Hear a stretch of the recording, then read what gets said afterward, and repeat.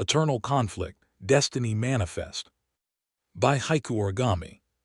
For Jamail Warren Sampson, a seed that didn't blossom. As was foretold, day begets night, allowing planets, moons, and stars to frolic about a cosmic wonderland. It is here in which chaos is reintroduced in full. Centered on a long-forgotten world stood a lone tower, ancient, half swallowed by sand. It bore grace of celestial praise. Within, torch light danced across archaic symbols etched into stone tiling. Flames flickered in unorthodox rhythms as floorboards creaked under footfall. From a spiraling staircase, a small figure came up. A goon, no, a goblin. Jittery from anticipation, raising his clawed hands, he whispers, "Jodaki Inchanshi." Flames dimmed. In the middle of the room, glyphs gleamed as delicate yet derived fingers pierced hardwood, skeletal until flesh formed around a girlish hand. Lunging, the goblin grabbed her wrist, pulling her through. A child emerged, her eyes resembling amethyst, feet bare on chilled stone. She wore an indigo gown that fell just above her ankles. She looked around, adjusting to her first breath. "Cuts Arusium fast," she blurted out, tongue-tied and backwards. Clearing her throat, she began again. "Tusk, where is my staff?" she asked softly. Scrambling toward a crumbling altar, his fingers twitching with glee as he retrieved a silver rod floating in place. Tipped off with a ruby held in place by a kaleidoscope prism, it hummed majestically.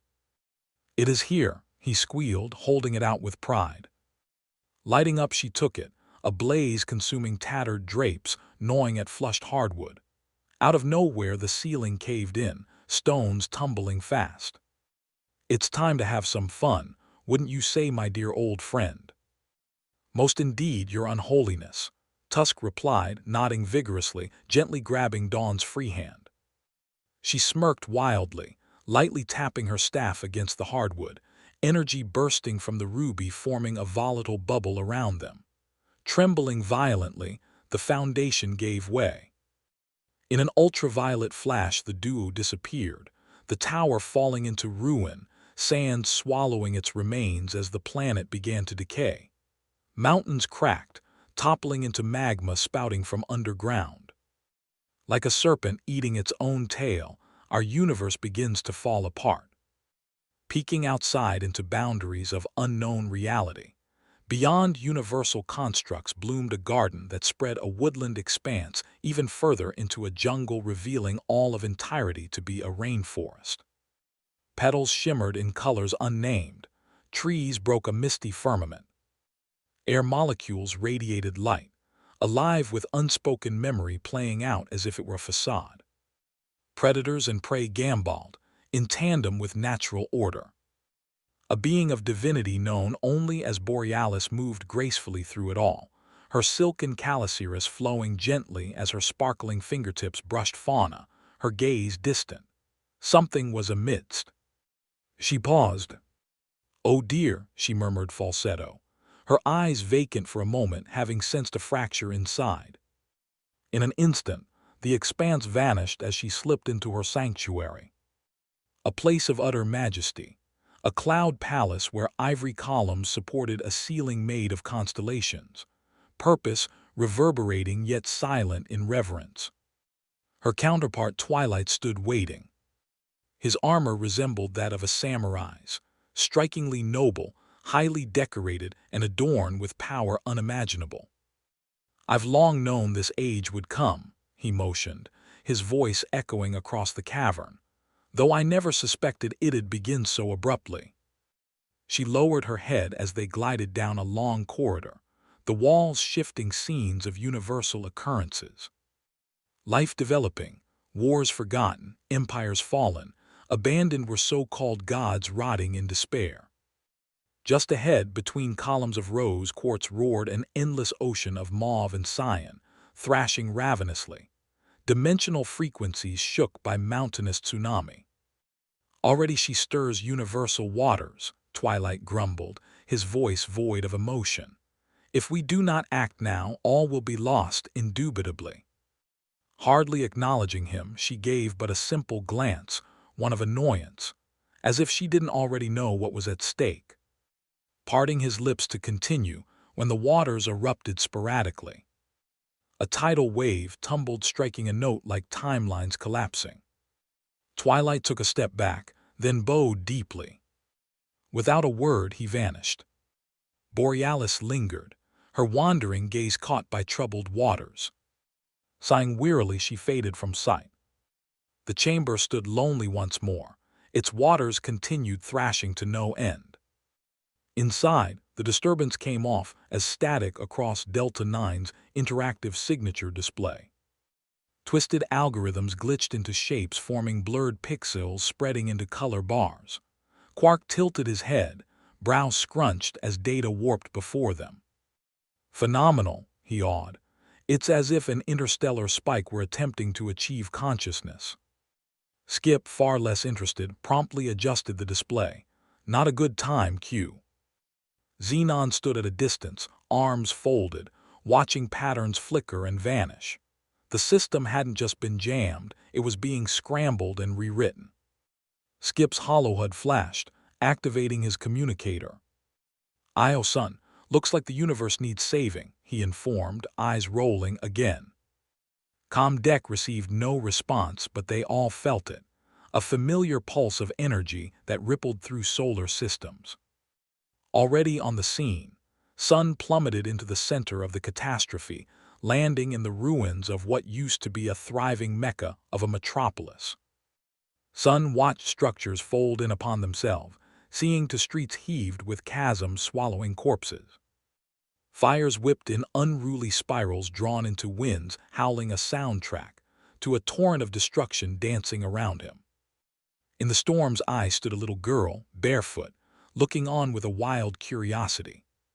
Chaos incarnate, and there was Tusk at her side acting foolish, jumping up and down, shrieking shrill. He'd been no taller than her a moment ago, stout with crooked teeth and pointed ears. But now he'd begin to grow rapidly. His limbs thickened, his back hunched, his jagged mouth stretching unnaturally. Stumbling, each step cracked the ground anew. Sun didn't flinch. His grip on Paraxis only tightened, flames flickering at the blade's hilt. Tusk charged, letting out a wind-splitting screech. Leaping to meet the monstrosity, and with but a single swing Paraxis tore through the goblin like a misplaced whisper. The upper half of his body flew clean off, skidding against fractured pavement until it came to a stop, limbs twitching. Winds died, Cataclysm fell silent. Dawn tilted her head, impressed yet displeased. "How rude," she puffed, tapping her staff lightly against the ground. Instantly Tusk was reformed, hopping to his feet with a manic grin. He was ready to charge once more when Dawn lifted her staff gently before him. As if it were a film, he paused, one foot lifted slightly. "We should at least allow our new friend to introduce himself." Tusk shrank back to his natural size, his head lowered. "Forgive me. Common courtesies elude me when we're playing. Plus, he has a sword." Dawn's eyes flicked to Paraxis, then back to Sun. "He does have a sword," she agreed, nodding. "A very good sword. Very pointy, very sharp. You saw how it sliced through me," Tusk exclaimed, holding out his waist in a mock dramatic fashion. "Like I was nothing, that's craftsmanship. You don't just—" "Wrap that up," Sun interjected. Aura igniting into emerald flames, hissing around him like a dragon yawning. In seconds, the heat vaporized what little remained of a once thriving city. All in his vicinity was reduced to nothingness. Injured survivors were put out of their misery. Only smoke and cinders remained, whirling warily. When smoke cleared, Dawn still stood untouched, protected by chaos. "The eternal flame," she said with a playful smirk. "Mother always said she'd personify you. It's a pleasure, too." "You aren't supposed to be here, Dawn." She folded her arms, staff still hovering at her side. "HMPH. Mother keeps you close, doesn't she? Say, have you spoken to Gospel as of recently?" Sun took a step forward. "Gospel." Dawn leaned in, intrigued by his unbeknownst. "I truly have been gone too long, haven't I?" The ground beneath them groaned. A deep tremor broke through the planet's crust. Cracks shot out in every direction, leading to unbound catastrophe. Dawn sighed. "That keeps happening." She reached down, grabbing Tusk's hand. The goblin looked mildly disappointed. "Off to more adventurous whimsy," she sang, shrugging lofty. A single tap of her staff would see them vanish in a burst of violent light. Sun stood alone, the land beneath him giving way to a chasm below. Levitating above the destruction, wrapped in divine fire, he watched as the planet tore itself apart.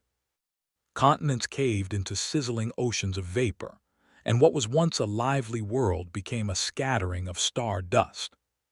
He remained until it was over, mourning what was and what could have been. Then, without a word, he rocketed into the stars, a streak of green fire cutting through the void towards Mars, home to humanity. All had been seemingly mundane on this midsummer eve. That is until the temperature dropped. Immensely. Street lamps popped raining sparks on pedestrians wobbling on a tremor.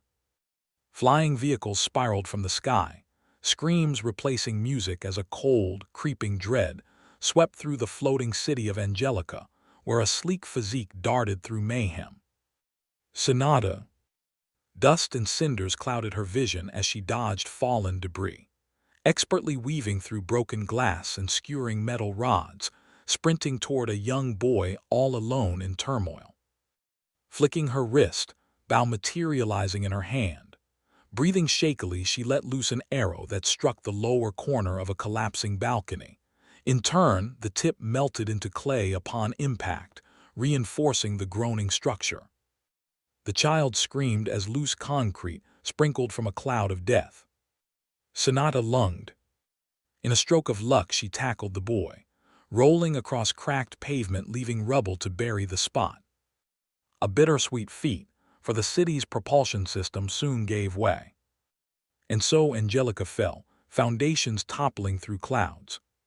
Sonata pulled the kid in, wrapping him tight in her arms.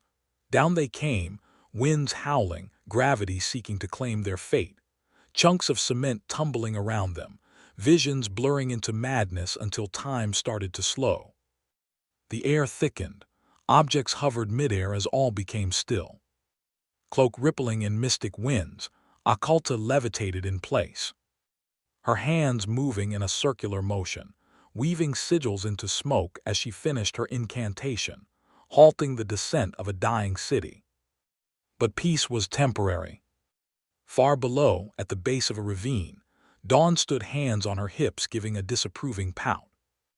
"How dare she," she huffed, pointing upward, "Tusk, devour that wench." Tusk chuckled maniacally, fracturing sound itself as he hunched over, touching his toes. His body twisted, bones cracking, flesh ripping. Scales breaking through skin, his eyes widened, mouth splitting into rows of sketchy fangs. Crooked nails elongated into splintering claws. A devious roar shattered rock and shook the ground. Having grown to an astounding 800 feet in the air, Tusk stood eye-level with Occulta. Narrowing her eyes, the mistress of magic took a shallow breath, whispering a plush spell, Progdi Maximus. Suddenly debris around her spun into shards of magical energy launched at Tusk. He swatted at them to find out each of them were missiles. One blast struck his shoulder, staggering him backward. He growled.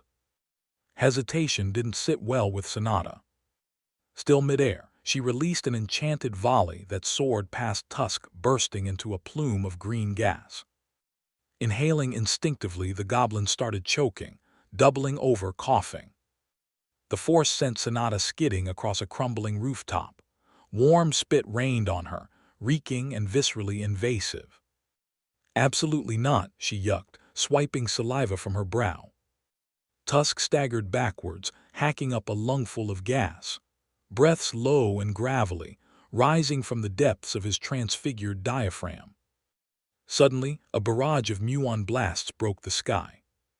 Private's army had arrived, saucers slicing through clouds, lasers whirring precision strikes over Tusk's towering form. Dancing around his wingspan, they herded him away from the city. From above, Occulta rose to meet Dawn, who now hovered mid-air, her gaze fixed on the destruction below, a daring wildfire devouring the planet in spirals. "You're disrupting natural order," Occulta declared, arms outstretched, magical effects flaring to life in her palms, "and I shall not allow you to continue any further." Dawn gave her a long, dismissive glare.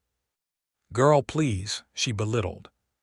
Occulta narrowed her eyes. "Child, I will end you. Now I suggest." She didn't finish. A tornado burst from nowhere, an insult made physical, swallowing her whole. Dawn giggled. "I suggest you always check the weather before leaving home, darling." In a burst of energy, the tornado dissipated. Occulta spun midair, regaining her balance enraged, her form glowing a fierce gold. Fist clenched, she summoned a dangerous amount of electricity. Lightning cascaded furiously, only to harmlessly recoil off Dawn's figure. "How compelling," Dawn yawned, leaning lazily on her staff. Fingers etching cursive, Occulta gestured, forming luminous sigils in air. Nostrils inhaling to exhale vibrant hues into the atmosphere, as mystic forces bent to her will. The space between them fractured, colliding molecules drawing them into the realm of possibility. A plethora of hypotheticals, where every fate shimmered in surreal contradiction. Dawn's eyes sparkled. Impressive for a human. She reached toward one bubble bouncing on a breeze. Its reflection, a version of herself that remained trapped here. Unfortunately, she poked it, threatening a poppage. "Things are probably gonna start unraveling now." Occulta stood firm. "It won't. As powerful as you are, even you can't undo magic law." "Wanna bet?" She burst the bubble. Then it became another to which she also tapped. Then dozens. Each a possible future where she failed. Dawn erased them in a frenzy until a single fate remained, her escape. Grinning madly, pointing her staff to tear open a rift, she leapt back into continuity. Occulta gasped as the realm of possibility collapsed, one final fate floating aimlessly. She cupped it, her face pale as she bore witness to a dark revelation. The entire realm decaying quickly spat her back into actuality, where Tusk now battled Goliath. Sonata swung through the air on a grappling hook, tethered to a protruding spinal column. Flames roared as she found her footing on ribcage bulging. Shockwaves from Goliath's strike sent Tusk stumbling. Losing balance, she tumbled. In but a split second, she summoned twin tomahawks, digging into exposed flesh to anchor herself. Climbing to shoulder, she planted an explosive, toggling her bow aiming at cornea. An arrow flew, piercing deeply, lodging itself into socket.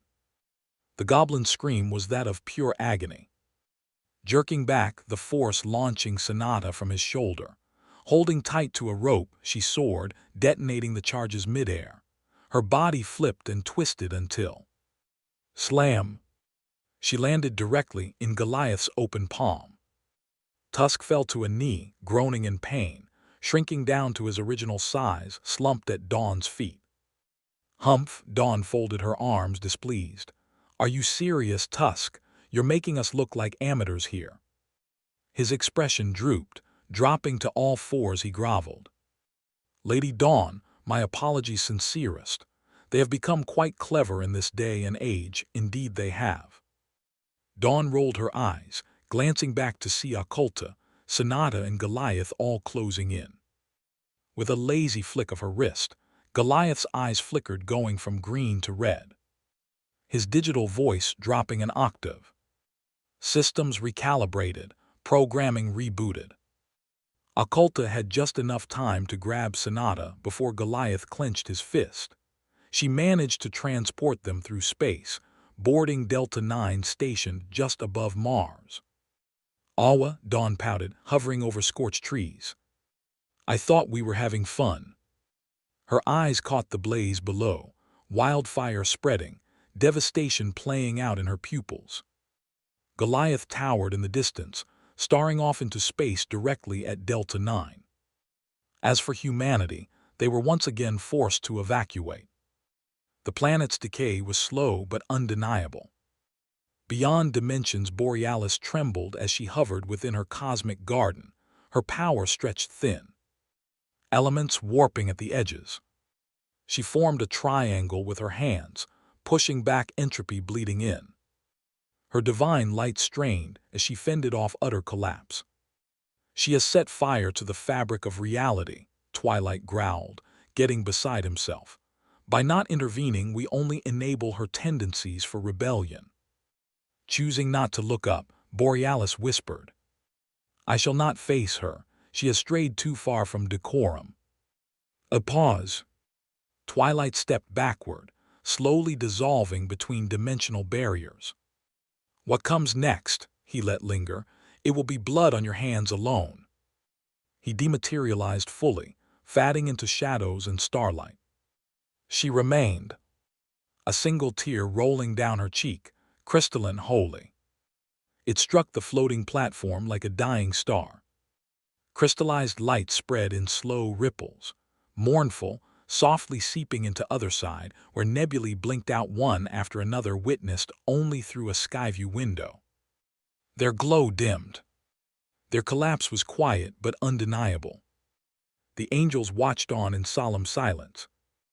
"It's a disaster," Lyre sobbed, her voice a brittle melody. "We must act," Him advised, stepping forward, his halo dissolving above him in a flash, reforming in his hand as a gleaming lance, gold radiating from its edge. Gaia placed a steady hand on his shoulder, trying to tether him to their station. "Brother, our primary duty is to protect other side." Him didn't speak. He turned his head slightly, just enough to meet her eyes.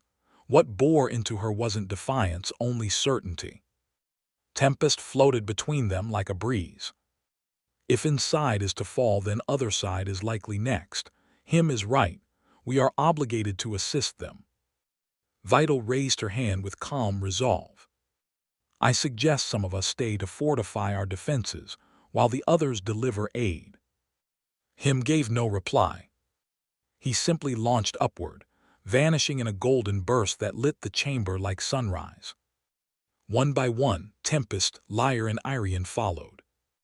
Vital and Ether remained, their eyes locked on the skyview window in which galaxies continued to perish. Anomalies rippled across the feed, vortexes opening in populated sectors, twisting wrongly. Behind them, Gaia turned away. Not in sorrow, but in cold finality of one who had made her choice. Her back to inside. She would not interfere. Her hands folded behind her back, her eyes cast toward the kingdom of other side, toward preservation. As chaos expanded in the distance, Gaia stood resolute, absent. Far off, nearing our universes, isolated from dead systems and lost worlds, existed a lone planet, home to a strong, united people, Oasis. Though Dawn had not physically reached Oasis, her influence spread across nebulae as if it were an infection. Catastrophe coming swiftly. First, oceans would begin to boil, steaming to slowly evaporate, followed by a perpetual day casting long shadows, still and daunting. Then a poisonous vapor fell, causing wretched coughing, some dying, others persevering. Those who did gathered, converging on a valley dubbed King's Cradle. Winds here were sharp and biting, carrying a tang of decay, yet none faltered.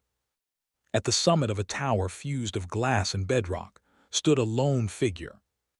"All hail our evangelical Emperor Desan Avaric," intercoms blared as if right on cue.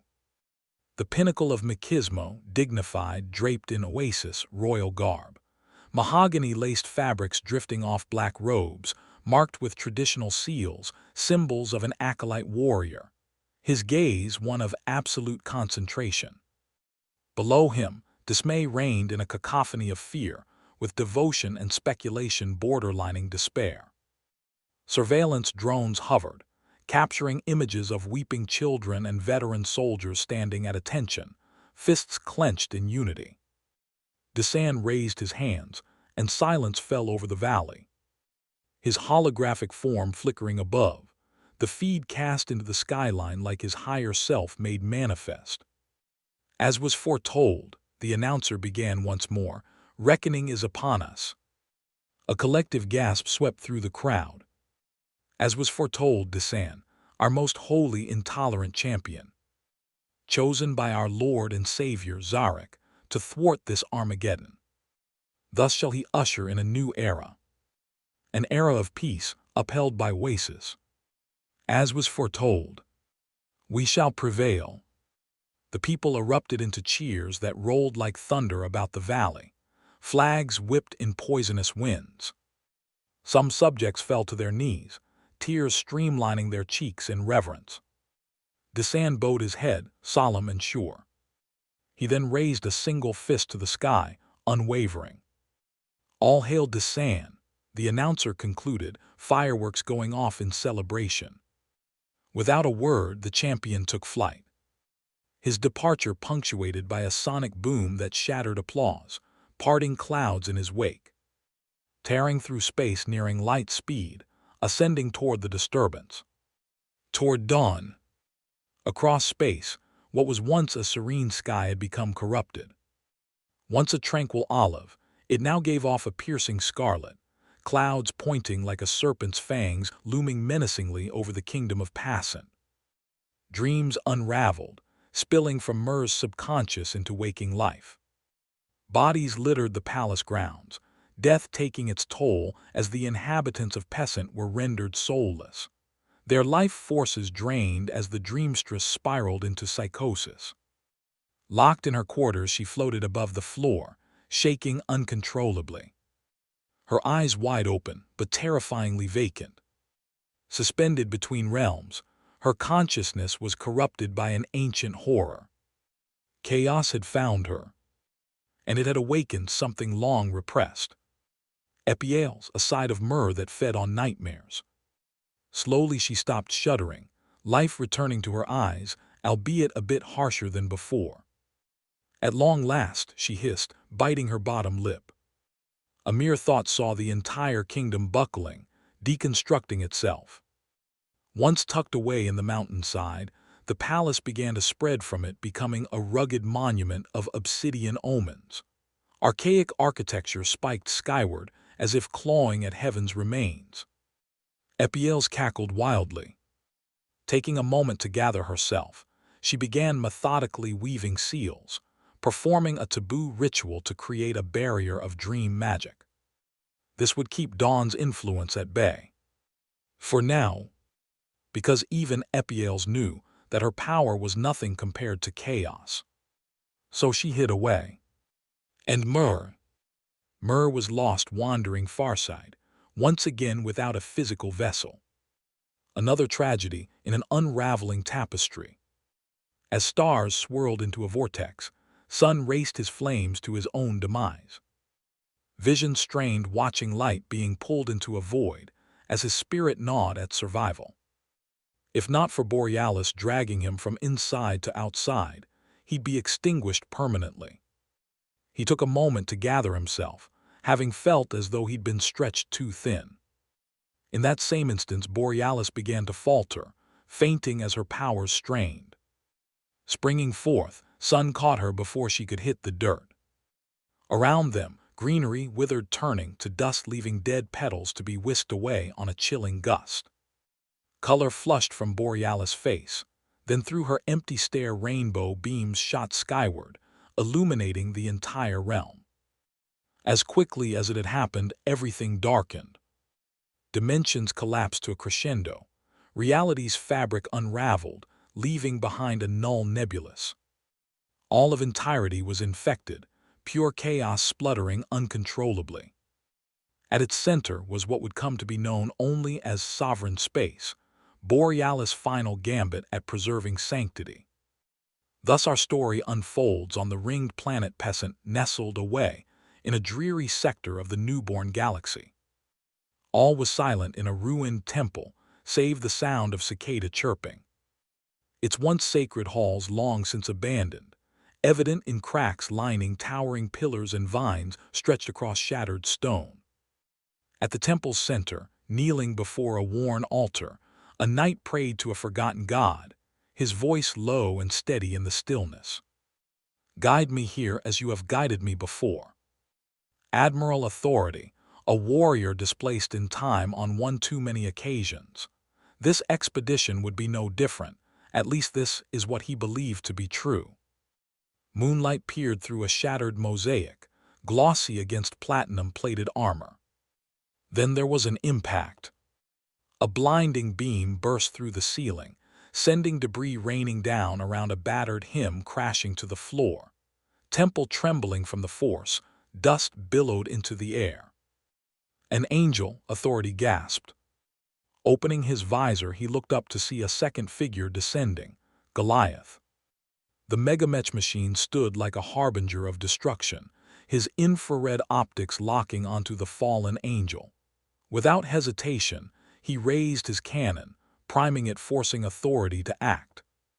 With a sharp exhale, he rose to his feet, drawing his sword to advance. A barrage of laser fire met him, detonating against his raised shield. The blast struck in rapid succession, pushing him back with sheer force, heat singeing the air. Then the walls exploded inward. A squadron of David units poured into the temple, movement synchronized, their weapons raised to flood the chamber in muon fire.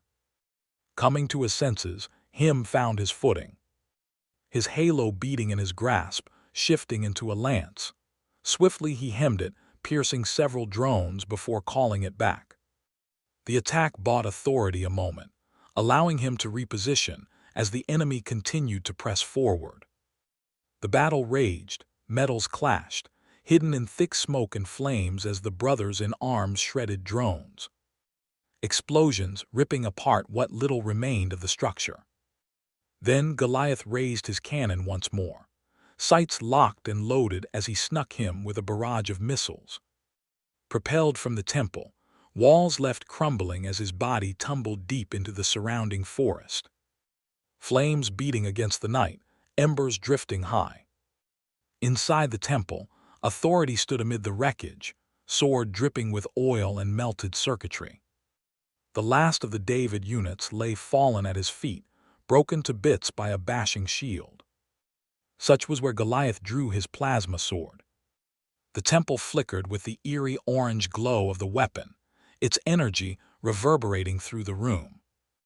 Authority slapped his sword against his shield, reading himself proper. Distance closing, they clashed. Sparks flew as their blades met, each strike going boing, hinting at substances that don't play well together. Goliath swung with ruthless precision, each movement calculated. Authority ducked under a well-placed slash, bringing his own blade up, tearing through Goliath's metal husk. The machine staggered. Authority followed up with a brutal shield uppercut, sending the machine stumbling backward, optics flickering to examine the situation. "External damage assessed," he announced promptly, activating his thrusters and rocketing off into the night sky, his form disappearing into darkness. Noise faded. Breathing heavily, Authority sheathed his sword and rushed to Him's side, helping him up. "It won't be long before he returns," Him warned, his voice rough but steady. Authority nodded. "The next time we stop him, permanently." Much to their surprise, a stream of light sliced the sky. "That light," Him began. "It's familiar, we must go to it." The knight looked on uneasily before responding.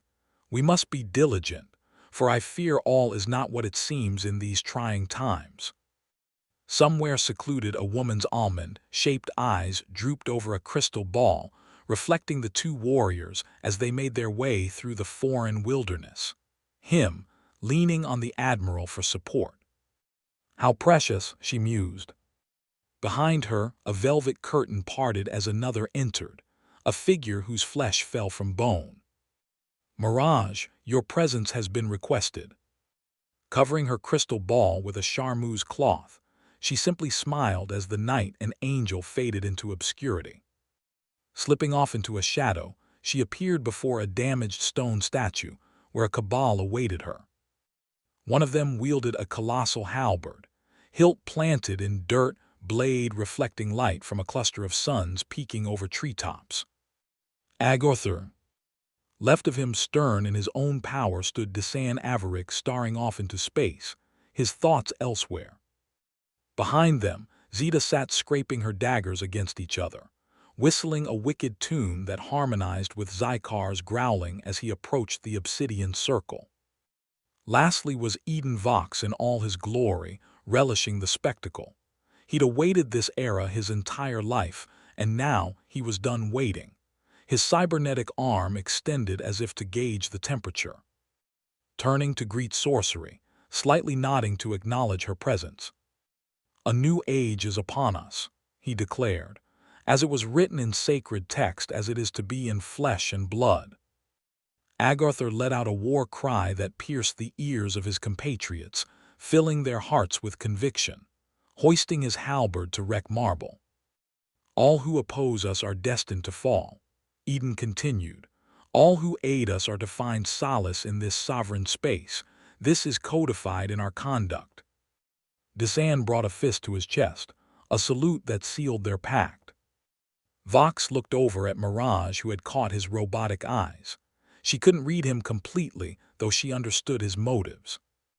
Sending out a mental signal to his ship docked in the stratosphere, Vox would see them all extracted, protons and electrons reconfigured to be assembled on the command deck. Taking his place centered between biometric operating pads, the time traveler set coordinates for Earth. Making a smooth leap into warp drive, the shuttle disappeared, as though it were never there to begin with. As the obsidian circle made their rounds about the galaxy, a more primal nature stirred. Far out in a secluded sector, one untouched by technology, lay a world nestled between a swirling mass of cosmic residue. Deep in its sprawling jungle, Sonata crept beneath low branches. Bow in hand, she crouches by a river, where on its outer bank she spots what she deemed dinner. The beast was majestic in build, antlers touching clouds that drifted aimlessly, hooves clapping against pebbles as it settled, its albino fur patched in mud with broken twigs sticking out. She'd been tracking this one all day. Reaching into her enchanted quiver, she plucks an arrow, raising it to meet her bowstring as she inhales sharply. The beast's ears jumped just as the arrow was released, striking true its target, a clean kill. Sonata rushed over as it fell, kneeling beside it and placing a hand by its heart. She recited a silent tribute before she began harvesting. Jinawade Ganok. Grabbing a knife from her boot, she stripped its hide, packing meat in a leather satchel.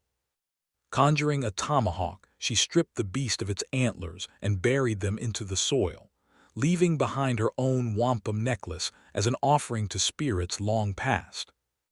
With a crescent moon reflecting off water's surface, Sonata made her way past the river towards a plain where a bonfire raged and drums broke the quiet peace of the valley.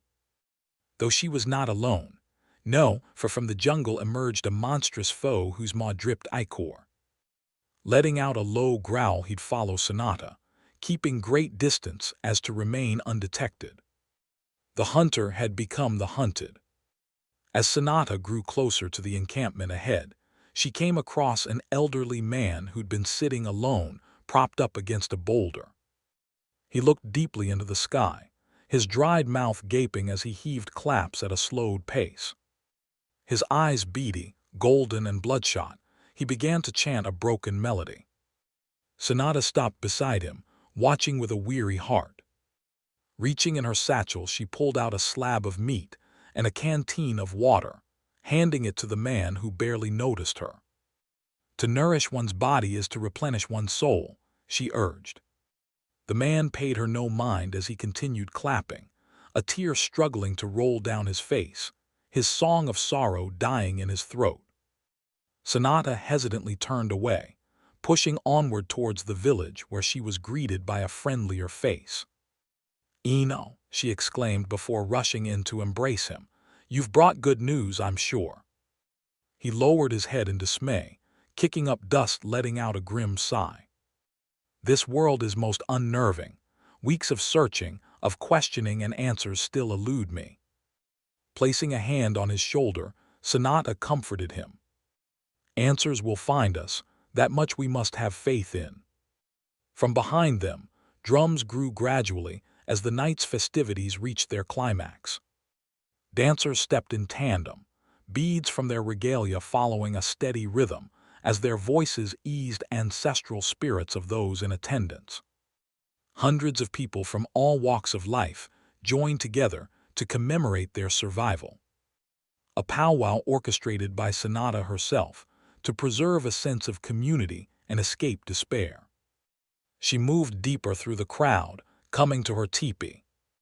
Parting the leather drapes, setting her things on a small table centered in the space. Unraveling the hide, she cleansed it in a barrel. Once finished, she hung it to dry. Her hand stayed in motion as she reached for her own regalia that sat off to the side. A silk piece, forest green laced with yellow-spotted peached fur. Resting atop the clothes was a chieftain's war bonnet. Grabbing the feathered crown, she donned it. Moments later, she stepped out dressed in all her regality. Kids stopped to stare as she passed, tossing up a peace sign as she joined the circle. Above, a shadow of doom was cast across the village. A riveting shriek drowned out celebrations as Exak revealed himself. Standing at 15 feet tall, his rusty cybernetic arms thrashing about, sparks jumping madly. Screams replaced music as fleeing villagers were swatted aside or devoured. Tribal members rushed to escape, leaving Sonata to push past them, her bow already drawn, though it was Ino who took initial action. His once bipedal form morphed into something more alien. Beefy hind legs sprouted from his torso as he became what resembled a bison. Charging forward, the two met with a force that could turn coal to diamond. Exak, grappling with Ino's size, tossed him aside, but the shapeshifter was nimble. Transforming again, he became avian, catching himself and returning to battle. Circling above his enemy, diving for quick strikes with his lengthy talons, evading wild swings, screeching sharply. In that instance, Sonata acted, releasing multiple explosive arrows meant to distract Exak. Eyeing her, he ignored Ino's assault, inching in her direction. Standing her ground, she knocked another arrow, pulling back to release, piercing scales and organs alike. Icy enchantments causing Exak to bellow in pain.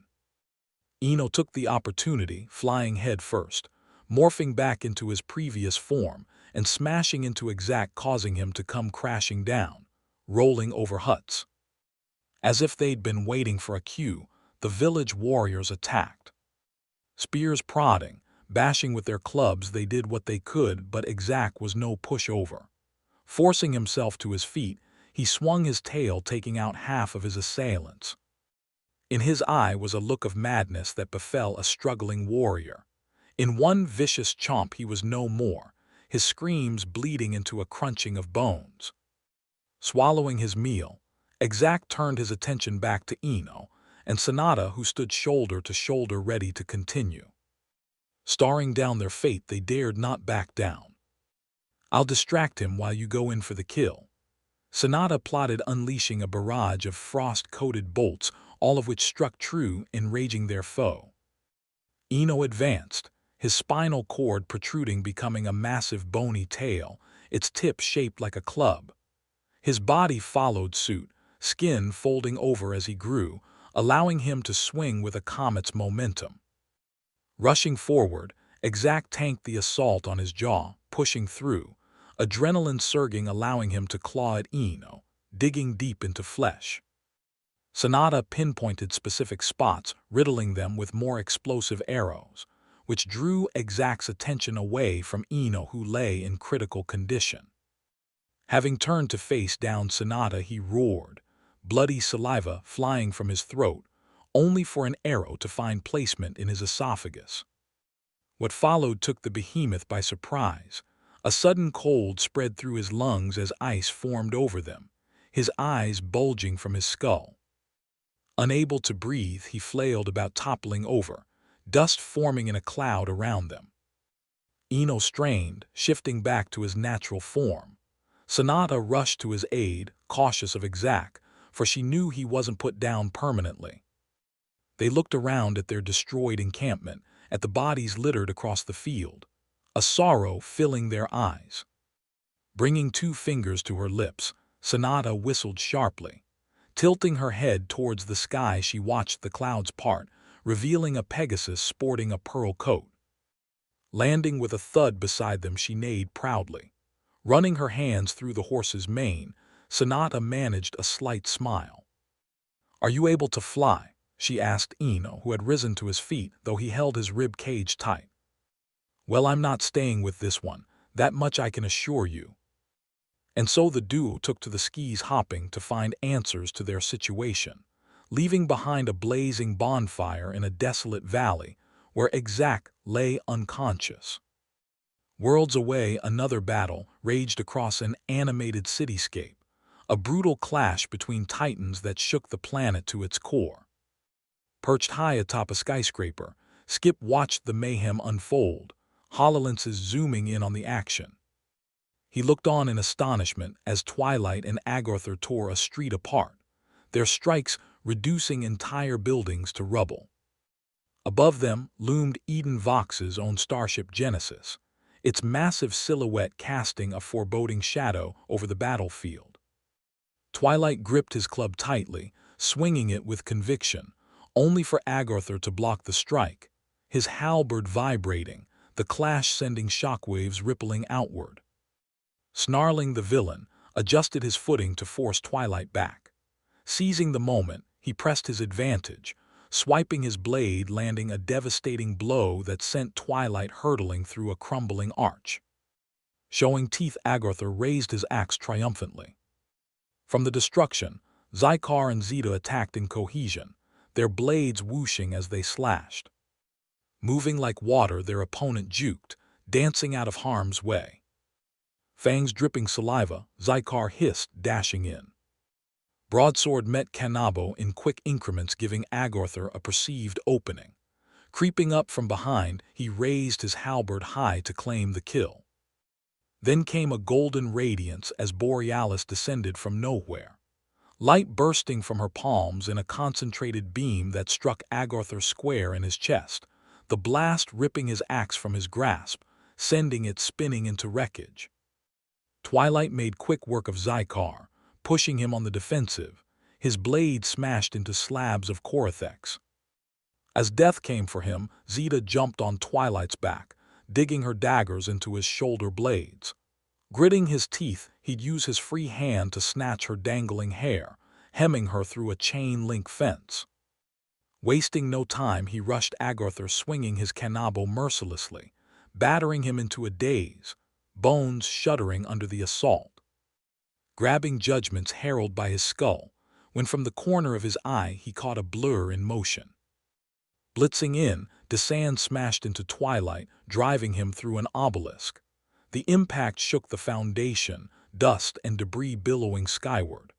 Agartha groaned, beginning to rise. He looked up to see Eden Vox handing him his axe. "Let us finish this," Vox said, eyes gleaming with malice. Across the battlefield, Desan emerged from rubble to meet the full force of Twilight's Kanabo. Sent hurtling into the streets, a wave of destruction was left in his wake. Twilight dashed back toward Agartha at an unparalleled speed, intent on finishing the job. Having already recovered, Desan intercepted him midway. Meanwhile, Eden Vox and Agartha turned their sights on Borealis. Vox raised his hand, fingertips glowing with raw energy before unleashing a barrage of hyperbeams. She reacted instantly, whistling a sharp note that caused the beams to explode before they could reach her. Agartha seized the moment, charging, his axe cleaving wind. Retaliation was unleashed in a storm of energy blasts that lit up the battlefield. In but a microsecond, Agartha swung his axe, slicing through the lightshow with sheer force, closing distance fast.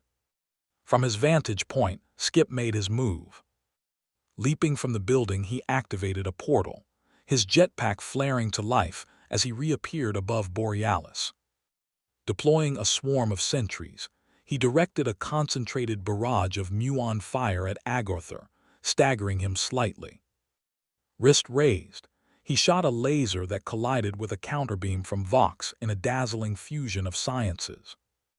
Vox's expression twisted into surprise. Could it be that Skip's toon tech was comparable to his own futuristic armaments? Skip smirked as he danced beneath the ray, thrusters hurling him forward. He kneed Vox square in his chest. A few blocks away on a basketball court, Desand stood hunched over Twilight, fist raining down brutally. His weapon just out of reach, Destruction's champion was beaten into asphalt, chasms spreading outward from the force of Desand's strikes. Rearing back for a finishing blow, a massive hand clamped his bicep. Desand glanced over to see a behemoth peering down at him. "Ain't that about a bitch?" he chuckled. "I just so happened to be in town." With inhuman strength, Desand was yanked back, hurled skyward, smashing into skyscrapers. Extending a hand, the savior helped the god to his feet. "Much obliged, Mr. Suddix," Twilight said humbly. "Hath call me Brutus," he replied, stretching. "It's got a better ring to it." Blocks away, Mother Mirage called forth a legion of undead infantry, a spectral glow burning in their hollowed sockets. Before they could raise their weapons, Borealis's aura flared, releasing a wave of divine radiance that caused the skeletal army to crumble. Taking advantage of the brief distraction, Agartha charged once more. Reaction time on 10, Skip flung a portal in Agartha's path, tossed another parallel Vox jetting in, and watched enemies collide with crushing momentum. "Oldest trick in the book," he quipped, gesturing an L. Above the battlefield, Brutus fought Desand midair. A disadvantage for Brutus, who lacks the ability of flight. Gaining the upper hand, Desand seized Brutus by a calf, dragging him into the stratosphere, flinging him into space. Blazing upward, Kanabo in hand, Twilight caught Desand by surprise, clobbering him with a blow that sent him trailing after Brutus. Without hesitation, Twilight followed behind, their battle continuing between quasars. Skip, seeing an opportunity, activated a teleportation beacon. In a flash, he and Borealis vanished, reappearing on a distant moon, one of many orbiting the planet. The villains, having been abandoned on the battlefield, stood amidst the wreckage, momentarily disoriented.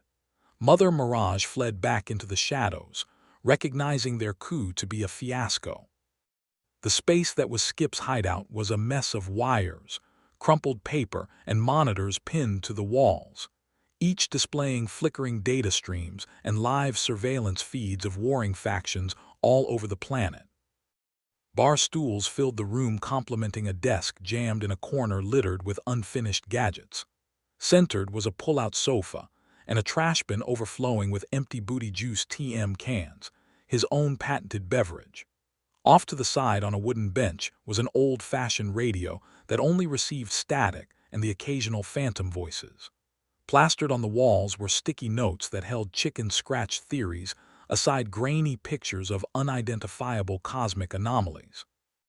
A far cry from the high-tech command center of Delta 9, it more so resembled the quarters of a conspiracy theorist who had gone too far off the deep end.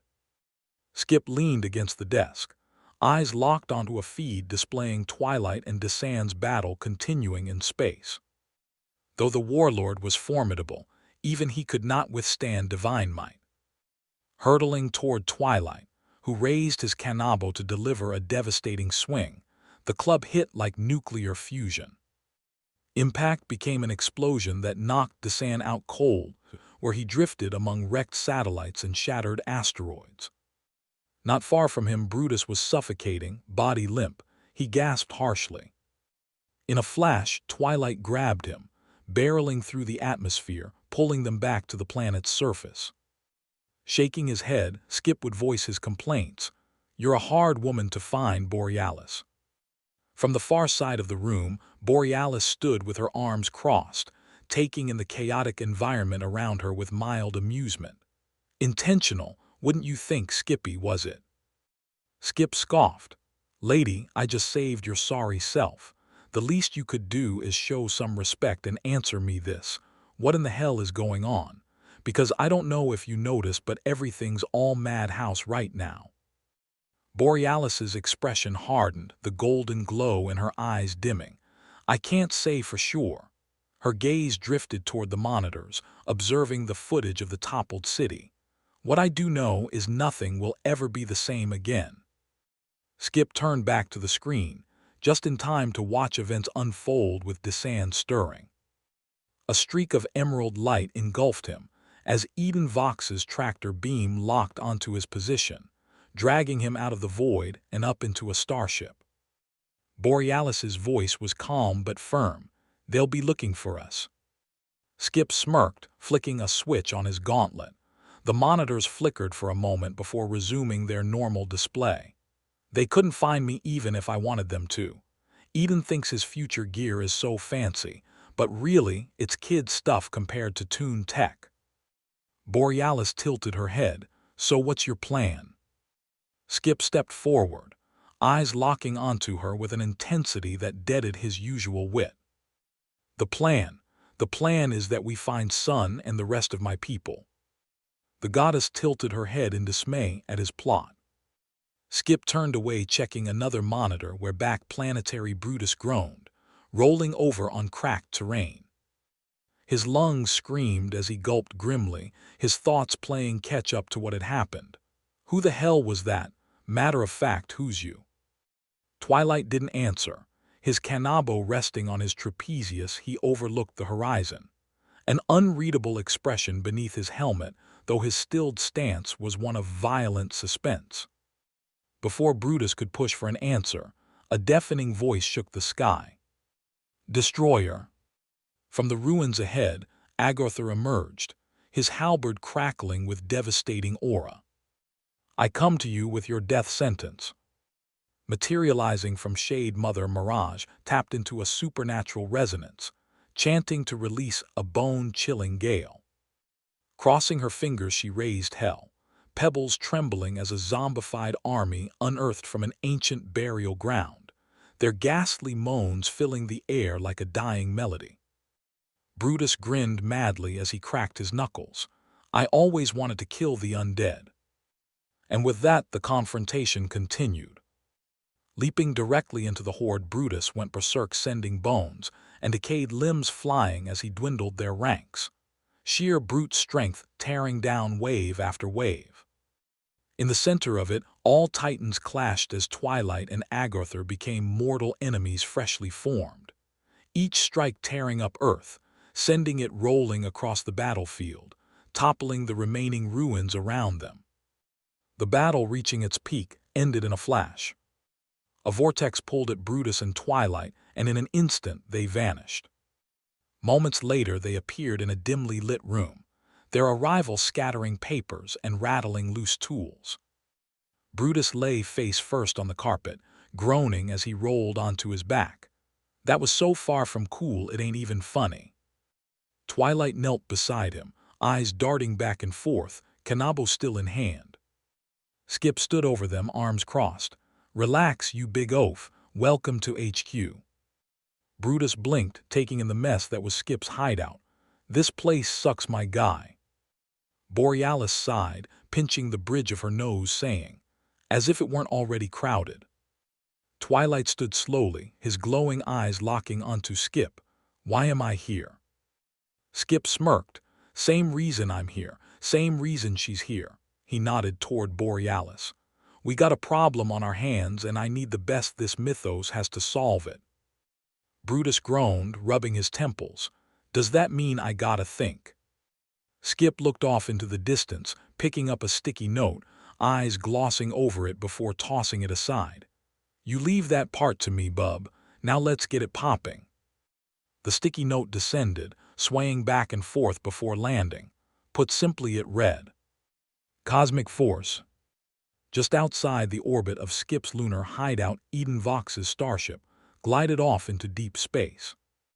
Aboard, the Obsidian Circle regrouping in silence before a colossal monitor, flaunting their plans for total domination. A holographic image of a gemstone floated before them.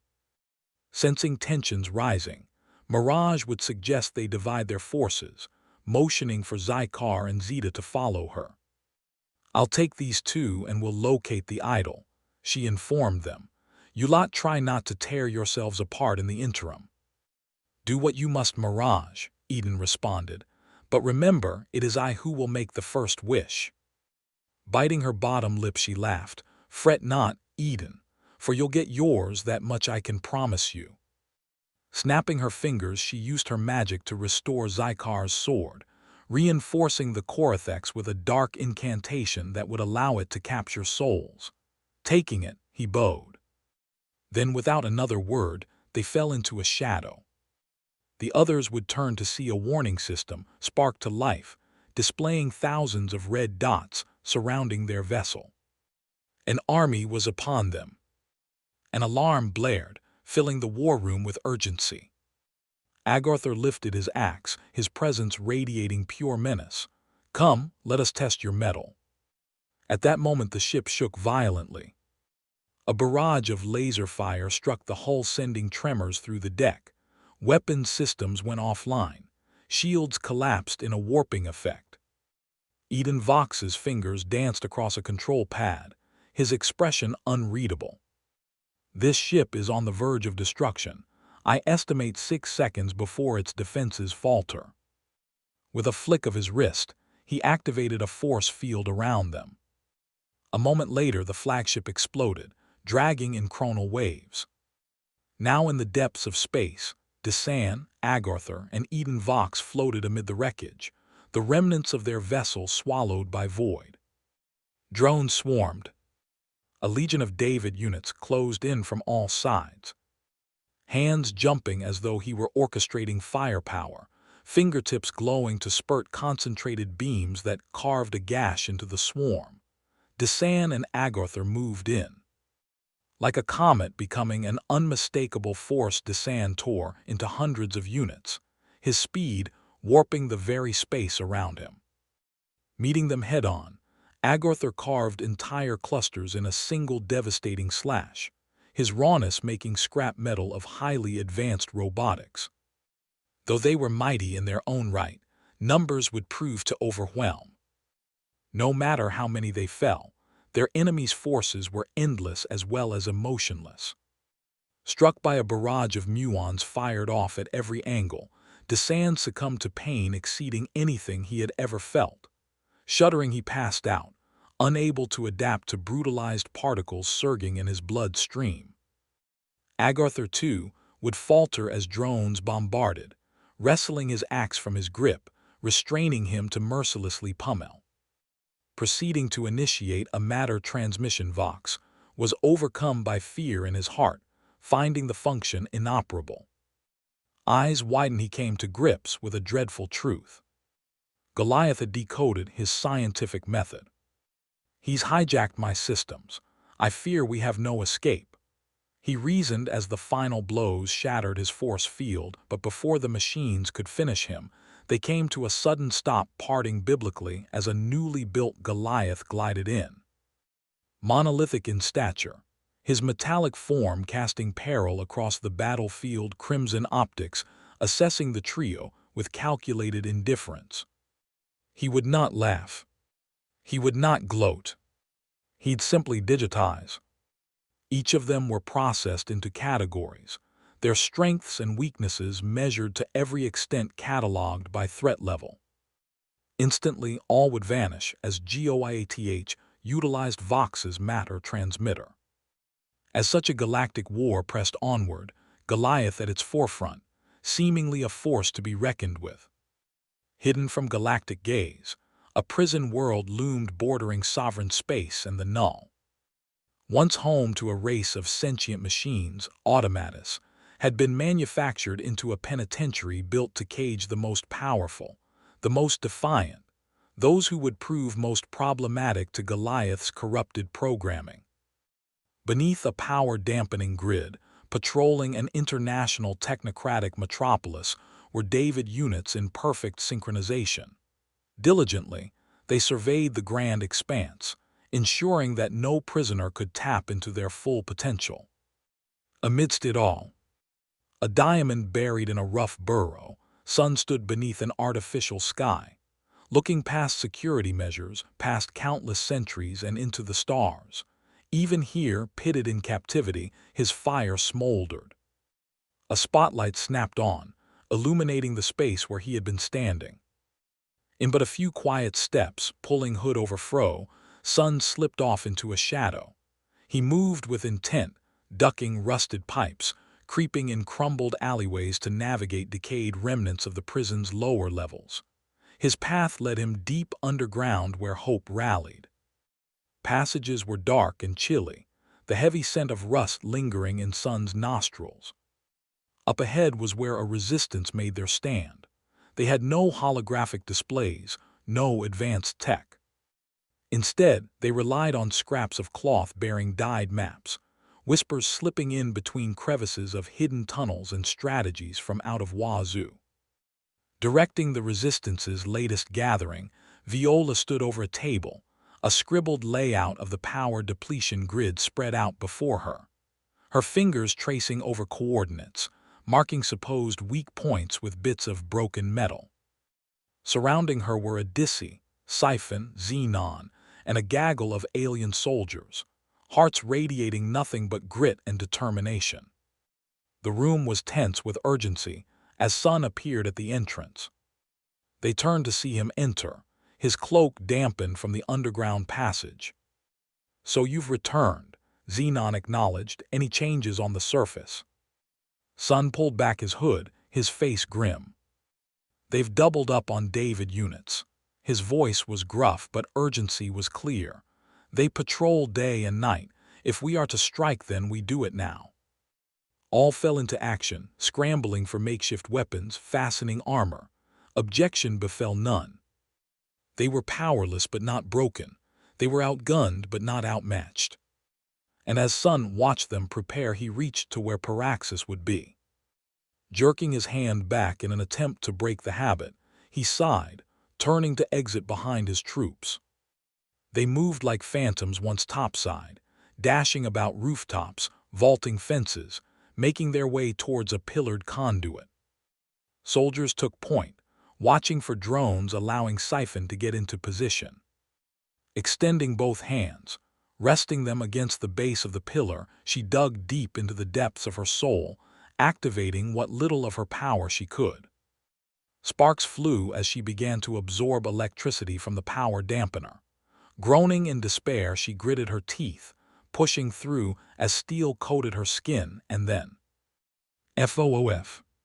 Flames engulfed her, smoke clouded the area, and when it dispersed, Siphon stood unfazed, her true vigor slowly returning.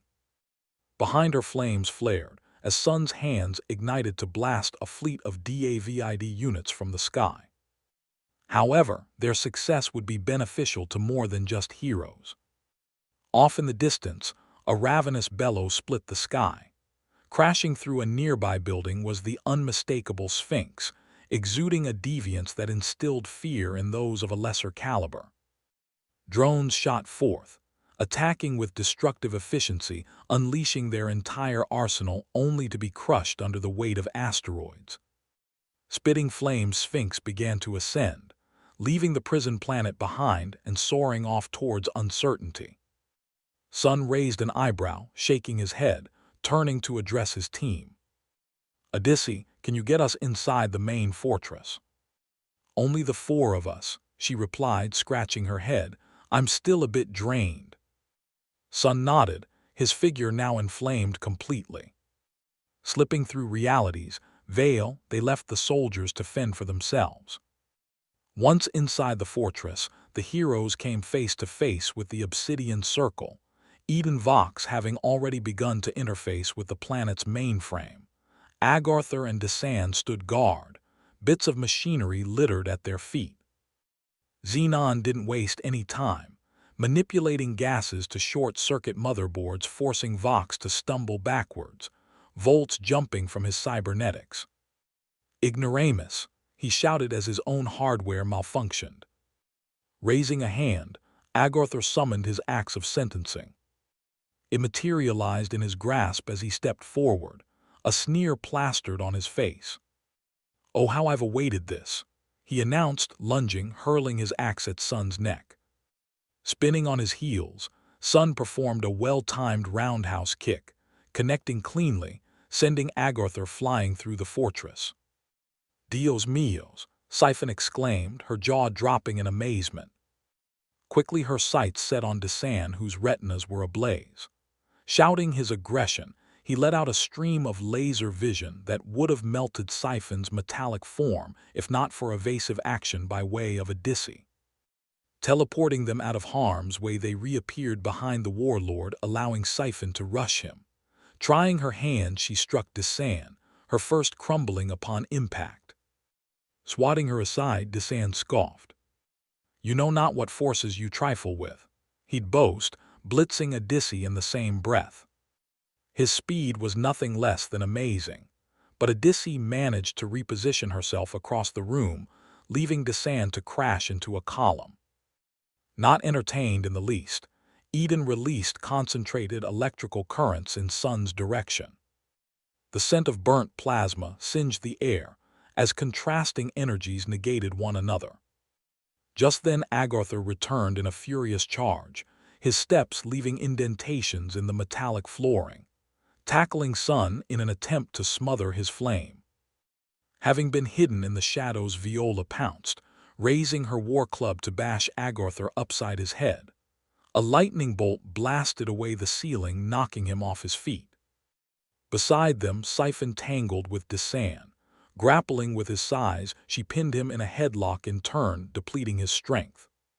Slightly weakened, he snarled. Jolting up, rocketing into the sky, he took Siphon for a ride. Her grip tightening as they soared upward, neither of them noticing all-out hell occurring around them. A storm raged on, downing David units in glorious fashion, metal and oil intermingling with rain and lightning that flashed with vicious intent, silhouetting a lone figure amidst havoc.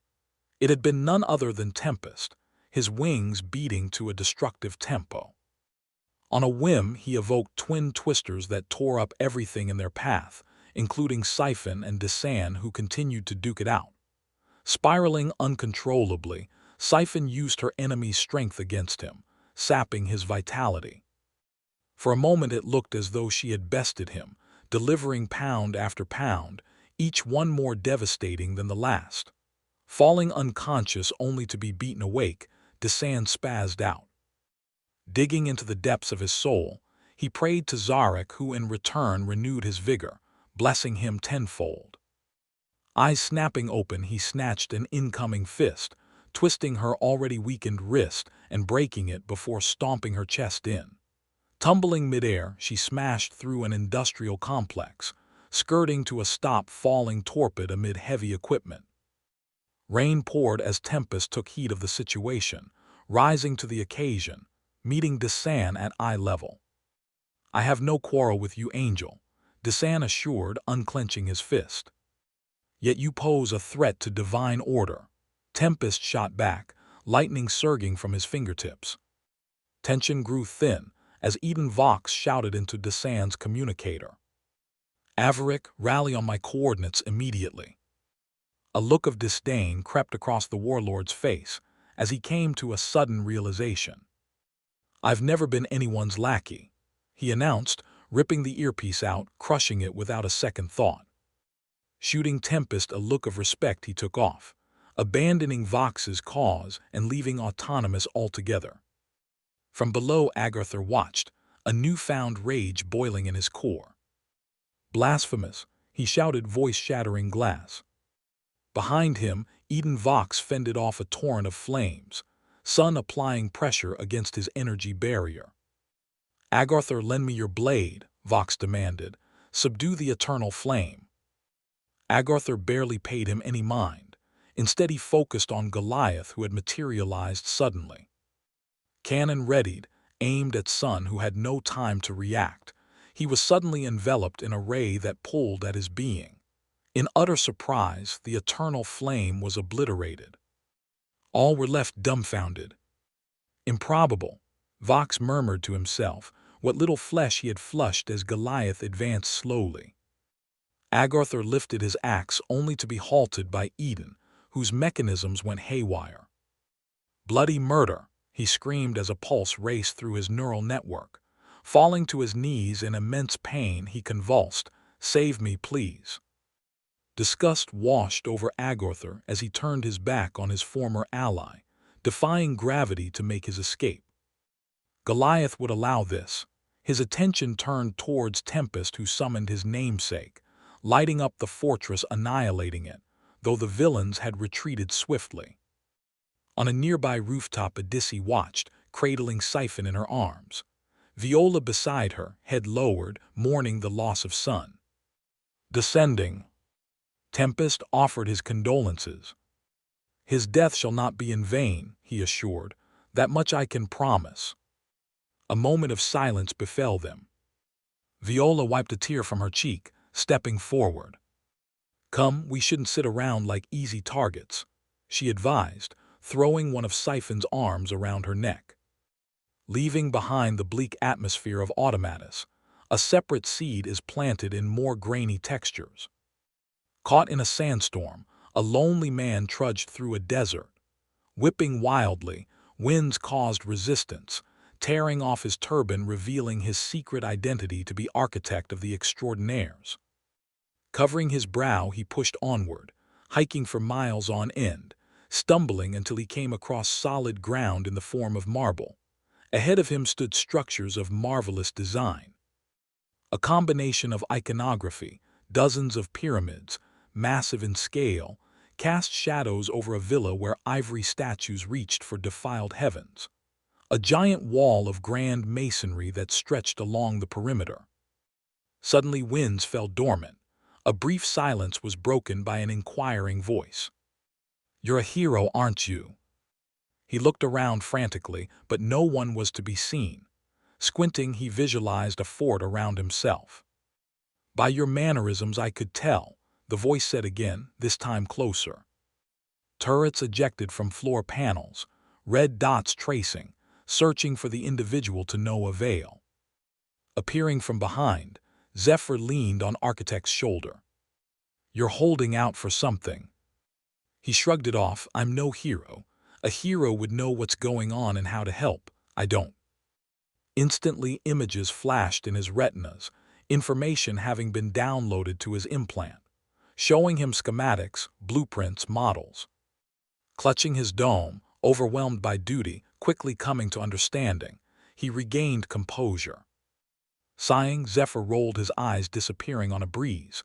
"Whatever you say, hero." Architect fell to his knees as everything he'd imagined faded out of existence, and he was left cupping sand. As grains slipped through his grasp, he clenched his fist, closing his eyes, letting his imagination wander.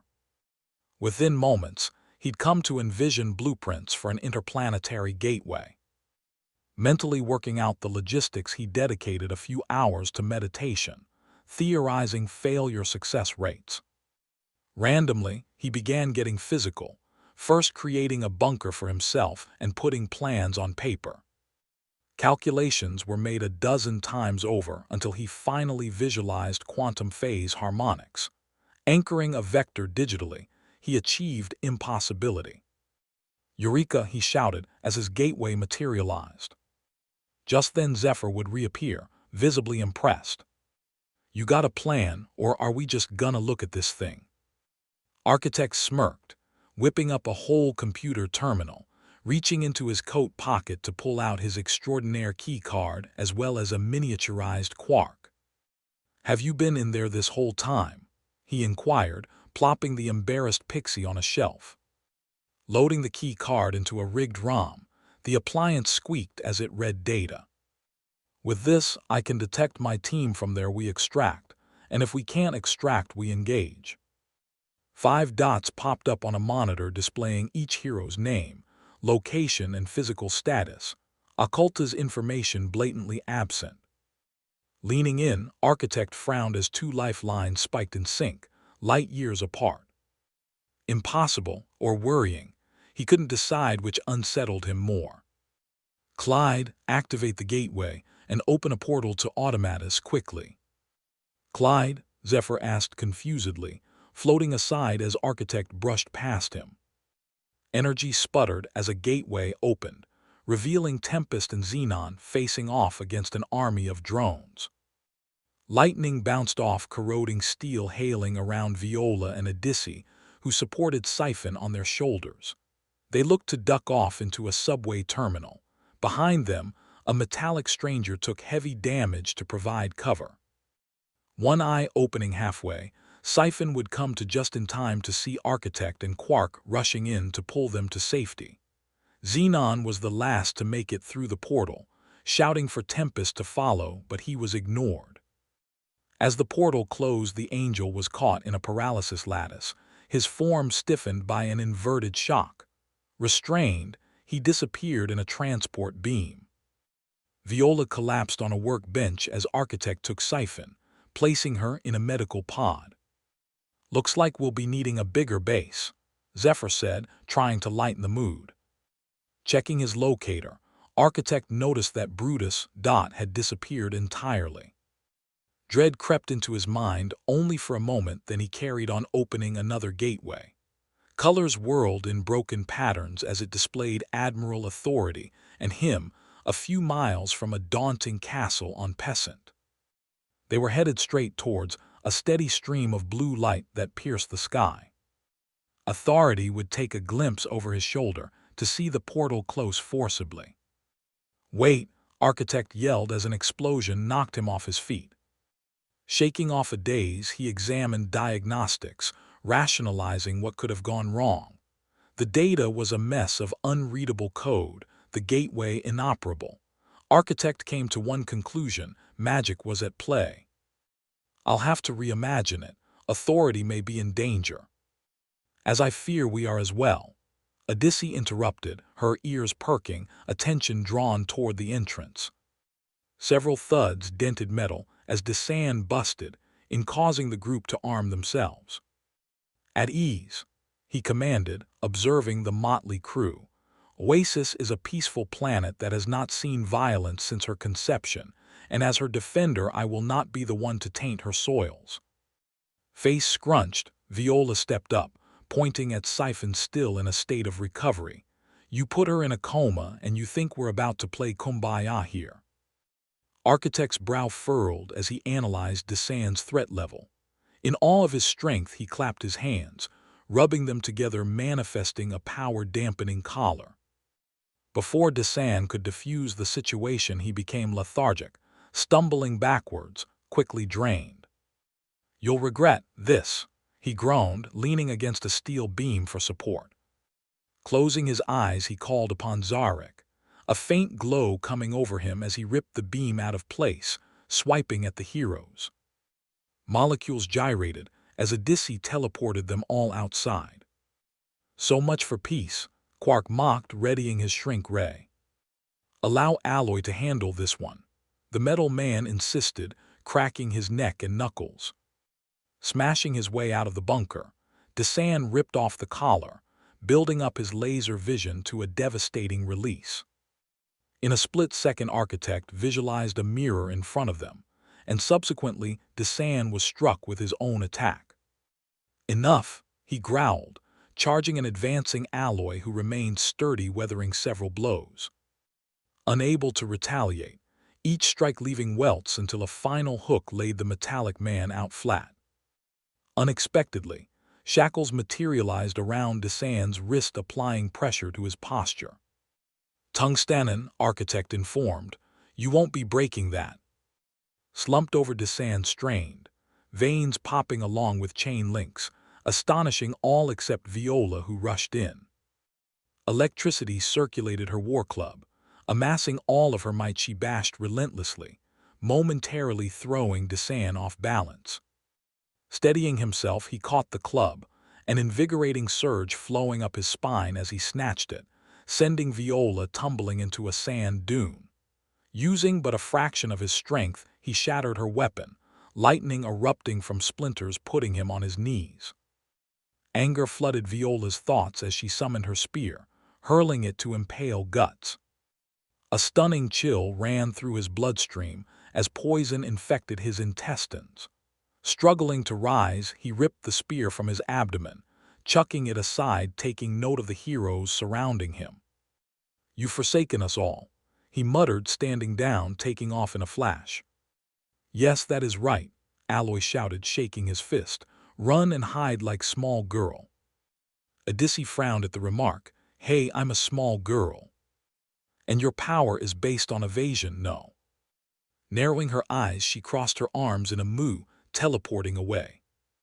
"So sensitive." "She'll come back," Viola assured, placing a hand on his shoulder. "As for us, let's get that gateway back in working order." Caught looking deep into the sky, Architect nodded and got to work. What had his attention was a galactic threat on a distant planet. Facing off against Agarther, Sphinx conjured enough atomic mass to rip a hole in dimensions. Pockets of space bursting around him, creating stabilized vacuums tugging at reality. All seemed doomed. Then a sudden frost subdued more violent forces. Judgment's herald attempted to barrel forth, but he was stagnated by a hostile hypothermia. "What is this?" Sphinx would ask, his words cracking as ice glazed his esophagus. "This," a chilling voice would answer, "is Sub-Zero to the 10th power." Forming from a frigid vapor, Gelid solidified into a figure of pure ice. As would Sphinx and Agarther, the difference being they'd be immobilized. A blunt chuckle would highlight the moment as pivotal. Reverting to his vaporous state, Gelid retreated to a nearby planet, one that he'd frozen to its core. Atop a spiked mountain, he took to a cave where a small well of black water sat catching starlight, unaffected by his coolness. "Styx," he called out, dipping a finger in the pool. "I have completed my task. You may proceed as planned." Well, waters stirred as the vixen took shape, her nose high. She licked her lips. Poor Eden Vox and his foe brigade. Had they only joined us, then sovereign space would be united, and peace would be brought to this eternal conflict. Sighing deeply, she stroked Gelid's chiseled chin. "No matter, I'll tend to the rest, my love. Stand by for further instruction." A curt nod concluded the meeting as Gelid turned to mist, and Styx poured back into the well. A devilish reflection appeared on the water's surface. Ripples stilled as Diaspora raised his goblet. There he sat on a bedrock platform floating before triplet suns blazing separate shades of red, its atmosphere mimicking Underside's hellish environment. At the base of his carcass throne was a scrawny, half-naked occultus strung by a leash. Before them 3 angels approached, their wings flapping softly. An anonymous eye gazed into obscurity, and what looked back provoked desire. He mused, taking a long sip before continuing. "Children of Otherside, what do I owe the pleasure?" Gaia stiffened, Vital and Ether providing her security, lances drawn. "This is wrong," Vital warned, sweat dripping from her temple due to hellfire biting at her skin. Tapping his clawed finger against bone, Diaspora cleared his throat. "You've come to me offering eternal servitude in hopes of freeing your trapped brood.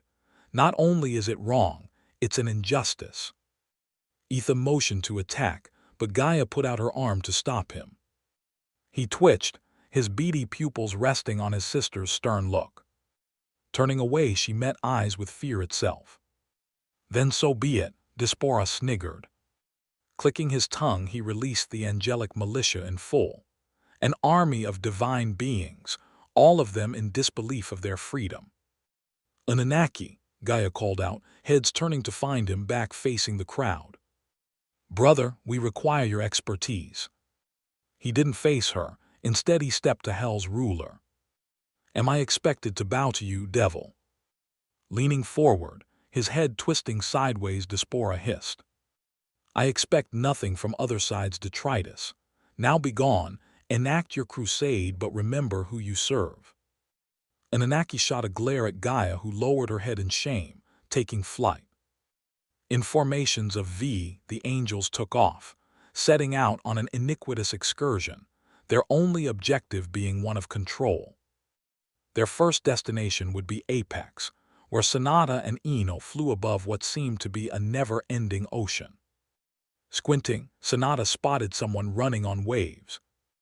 Reining the Pegasus, she descended to fly beside the speedster, who stumbled, surprised by the steed's speed. Catching himself, Parsec came to a halt. Jogging in place, he whooped in excitement. Finally, Eno would encircle them, letting out a shrill yelp, alerting the others to a cyclone dead ahead. Wasting no time, Parsec sped in, sprinting in the opposite direction of the storm to reverse its momentum. In the eye of the storm stood Neptune, calling forth several more typhoons that raged against the heroes. Pegasus bucking, Sonata was thrown off, nose-diving into the water. Shape-changing, Eno plunged in after her, gills opening on his elongating neck, taking the form of a superbiont sea serpent, scales hardening as he coiled around her. She held on tight as they breached the surface. Catching her breath, her vision blurred. Just barely she made out Parsec subduing the ocean. Zipping about, he disrupted elemental control, methodically diffusing danger, eyeing Neptune, who'd grown enraged. "Interventionist," the elemental shouted above rupturing waves. "This world is mine to rule, and mine alone." Closing his fists, a tsunami began to build behind him. Taking a deep breath, Sonata braced herself against Eno's hide. A harsh crash dragged the heroes under where they fought gravely against currents pulling them down further. Above water, riding a monsoon, Neptune looked skyward to see the angelic militia barreling straight towards him. Twirling a finger, he created another cyclone, which consumed multiple attackers. Yelling out, Gaia chucked her spear, a few of her siblings following suit. Pierced a dozen times over, Neptune writhed, seeping into the ocean to become one with it.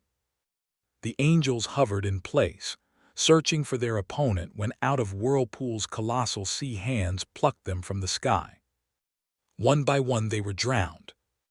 "You wish to rule, fiend," Gaia bellowed, dormant forces stirring at her fingertips.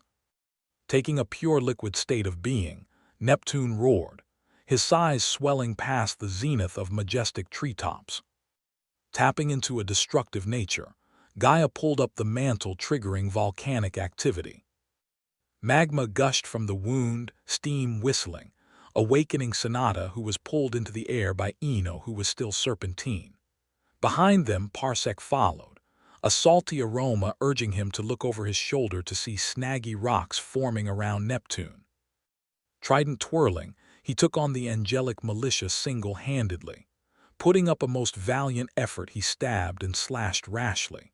In droves, bodies were slew, bobbing on waters dyed in blood. Alas, Vital would revive each of her felled siblings, and in the end, Neptune would be surrounded.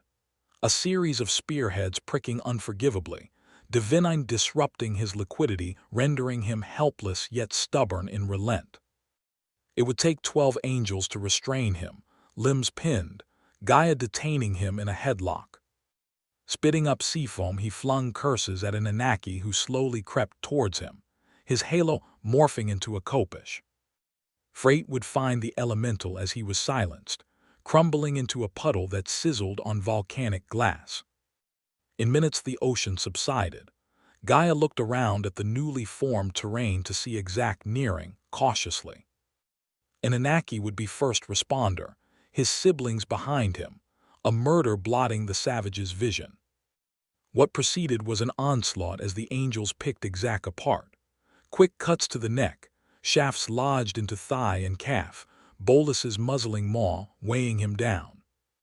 Exact thrashed about, tail snapping, deading a handful of assailants, but more kept coming. It was the gauging of his eyes that drove him into a frenzy. Screeching upon breaking free, exposing his stomach, to which an Anunnaki slit open in one fatal chop. All that could be heard for miles was barbaric chatter and weak, yelping, discouraging Vital, who watched in shock at her siblings' actions. "We must find him," Vital would urge, tugging on Gaia's wing before they grow too bloodthirsty. Gaia grabbed her sister's hand, squeezing tightly. "Him chose his side, dearest. This is how it must be." Lowering her head, Gaia's grip would fade as Diaspora summoned her to seal their pact in blood. Vying for time, Vital would try to anchor Gaia's soul. Panicking, she stumbled over words reciting a forbidden incantation. This wouldn't bode well, both vanishing in a puff of smoke that lingered eerily before Etha, who dropped to his knees in anguish. Clairvoyant projections of their screams flooded his psyche. Upon second thought, an image flashed of Tempest being restrained on an operating table. It is here where in a stasis pod Dawn floats unconscious as a needle extends from Eden Vox's pointer. Paying no mind to Tempest's hoarse protest, his attention was caught by a glass door sliding open with the android Vexa stepping through. Two more angels followed behind her, Irian and Lyre. Having been transformed into cyborgs, differing sections of flesh were replaced with metallic plating. They hadn't any free will, no thoughts of their own. Their only purpose was subjugation of any who posed a threat to Goliath's design, and soon Tempest would join them. Finally sedating the angel, Vox would begin dissecting him with a plasmatic scalpel, taking him apart limb by limb, replacing organs with machinery. In her mind's eye, Borealis bore witness to it all, observing each and every event transpiring simultaneously. Focusing intently, she envisioned a lone figure at the center of the galaxy. Jetpack flaring as he raises a cubic device above his head, activating it for it to scintillate, blinding Skip, whose mind Borealis had been relaying these images into. Taking a few steps back, he leaned over to rest his hands on his desk, sweat slipping down his temple. "That was a prophecy, wasn't it?" he asked, clearly stressing. "'T was indeed," Borealis replied, her gaze distant. Beside her, Twilight huffed heavily as he watched Brutus down a keg of booty juice as if it were ambrosia. "Yo, Skip, you got any more bevs?" he inquired. Burping gnarly. Deadpan Skip shook his head, addressing Borealis further. "I'm not the main character," he explained. "That's Sun and he's down for the count, dead actually. That's what you showed me, isn't it?" "It is unwise to underestimate yourself," Twilight interjected, placing a hand on Skip's shoulder. Sensing tensions rise, Brutus would inch his way outside, shotgunning one last can. "I'm not even real," Skip snapped, shrugging Twilight off. "I don't know how to save the world, let alone reality, because we all know that's what you're really asking me to do." "I am not asking, Skip," the goddess would declare, her tone undeniable. Moving to the center of the room, Skip slumped into a bean-bag chair, his head tilted back to watch an upside-down monitor. "Aren't you supposed to be, like, omnipotent or something? I mean, what gives?" "Your snark isn't necessary, boy," Twilight grumbled, stepping forward. "To compress dimensions is a debilitating process that requires utmost exertion of aura." Skip jumped to his feet, shooting a scowl at the god. "The attitude's a package deal, bub," he pressed, tapping Twilight's chest plate. Borealis giggled, bringing a hand to her lips. "It is up to you then, little toonling," she said as Twilight and herself began to fade from sight. "Hold up, I didn't." Realizing they were gone, he buried his face in his palms, clawing at eye bags, stretching them cartoonishly. "Whatever, bro." He peeped back at the monitor to watch a band of human soldiers fend off a legion of insectoids. Stepping outside into the moon's artificial atmosphere, his jetpack propelling him towards Brutus, who was chilling in a crater. "Come on, Jumbo, let's get active," he prompted, fingers fidgeting with a black disc. Brutus looked up, grinning. "Well, it's about damn time, don't you think?" Opening up a wormhole, Skip took a deep breath, stepping to the challenge. On the other end of the opening, Blasters went off around them as they stepped directly onto a highway-turned-war zone. Brutus flinched as a disruptive wave pelted his back. Turning around, eyes widening as hundreds of hymenopterans hovered in place with their phasers raised. In the blink of an eye, Brutus dispatched the bugs, a shuddering explosion rippling through their ranks until only a handful were left. Peeking up from behind a cement barrier, Private Hughes aimed his rifle, muons crackling violently at its barrel. Letting it ring, he struck down the remaining attackers, a ball of supercharged particles turning them to ash. "Appreciate the assist, but the situation was under control," he informed. "So cliché," Skip mumbled to himself, kicking up dirt. Scanning the sky, Brutus would notice someone flying towards them, electricity bouncing skittishly off of a power suit. "Voltage?" he questioned as the figure landed before them, his helmet retracting. "Long time no see, my guy," he responded, smiling and extending his fist, which still conducted electricity. Brutus pounded it anyway, scorching his knuckles. "Where's the rest of the team?" Brutus asked. "Don't tell me we gotta go on a scavenger hunt." At that exact moment, a gateway opened in the middle of the highway, Architect peeking through. "2 for 1 special, I know that's right," Architect shouted, pumping his fist and high-fiving Quark. Through the gateway, a coalition of heroes could be seen posted up, poised in their power. Catching eyes with Skip, Odyssey teleported to his side. "Booty," she exclaimed, hugging him tightly, her tail wagging back and forth. Blushing, Skip awkwardly wrapped his arms around her, stroking her fur as she purred softly. Leaning against her spear, Viola's eyes softened as she watched the young couple embrace. Locking eyes with Private Hughes, she saluted, making her way towards the group. "We don't know what the enemy is planning, so let's be brief," she insisted, rolling a hair tie off her wrist and fixing her hair in a ponytail. "And who put you in charge?" Sonata would joke from above, Pegasus landing gracefully alongside Eno and Parsec. Face lighting up, Viola let the elastic snap. Jogging over to her sister's side, she exclaimed, "No fair. I get locked away on some prison planet and you get a horse." "Pegasus," Sonata corrected, tempering the steed's annoyance. As notes were shared, our universe's gaze drifted, returning to Pessant, where Tomorrow's Night and Firstborn Angel entered a seemingly abandoned castle. There were no windows to let in daybreak, no torches lit up the corridor. No, only a perturbed luminescence illuminated the courtyard. "Isis," him would whisper, taking flight for a brief stunt. Creeping from around a corner, Epiales entered, humming a devious tune. Peripheral picking up her presence, him came to a stop. Making eye contact, he drowned in whirling hues, hardly noticing her hair done like Medusa's, forked tongue splitting fray, lulling allure. It would be wise to fall back, Authority advised, drawing his sword. Him ignored his warning, failing to take heed of 3 knights sauntering down the opposite corridor. Clanking metal coalesced, plasmatic maces whizzing, purple trailing on a blue backdrop as the smallest among them advanced. Abilities coming into effect. Rather spry in his step, he sprouted duplicates dipping and dashing, each of them bashing him who'd fallen into a deep slumber. Bouncing into action, Authority bashed his way through their growing ranks, establishing a guard around him slept state. "Chivalry is dead to this lot, I see," he remarked to himself, his sword taking on a dozen others at once. Pouring on continuously, the enemy surrounded him. Above on the second-floor balcony stood King, his eyes closed shut, Epiales appearing beside him. "Check," he mused, his pawn staying their hand. "Check Magnus, that is."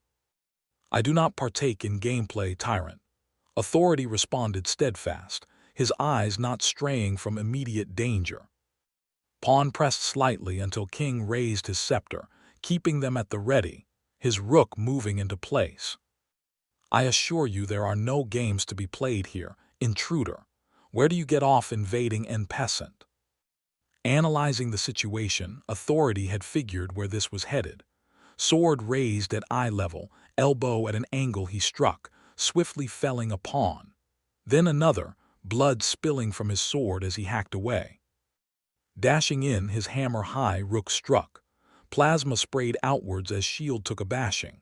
Sidestepping, dancing around his opponent's size, authority exploited his speed. Hammerhead flung parallel, seeing to the admiral weaving, blade in a whirlwind, slashing harshly. Not letting up, another swing of his sword exposed flesh, enchantment eating through chainmail.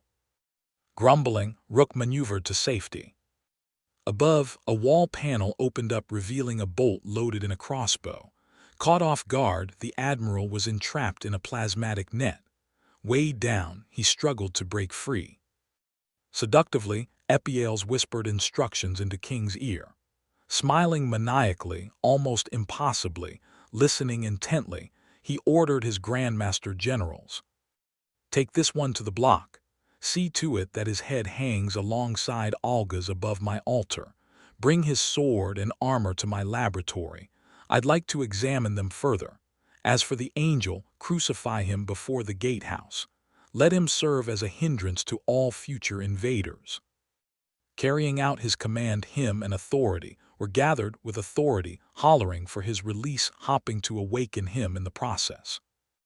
This is madness, unrighteous behavior that must be corrected by a hand holier than my own.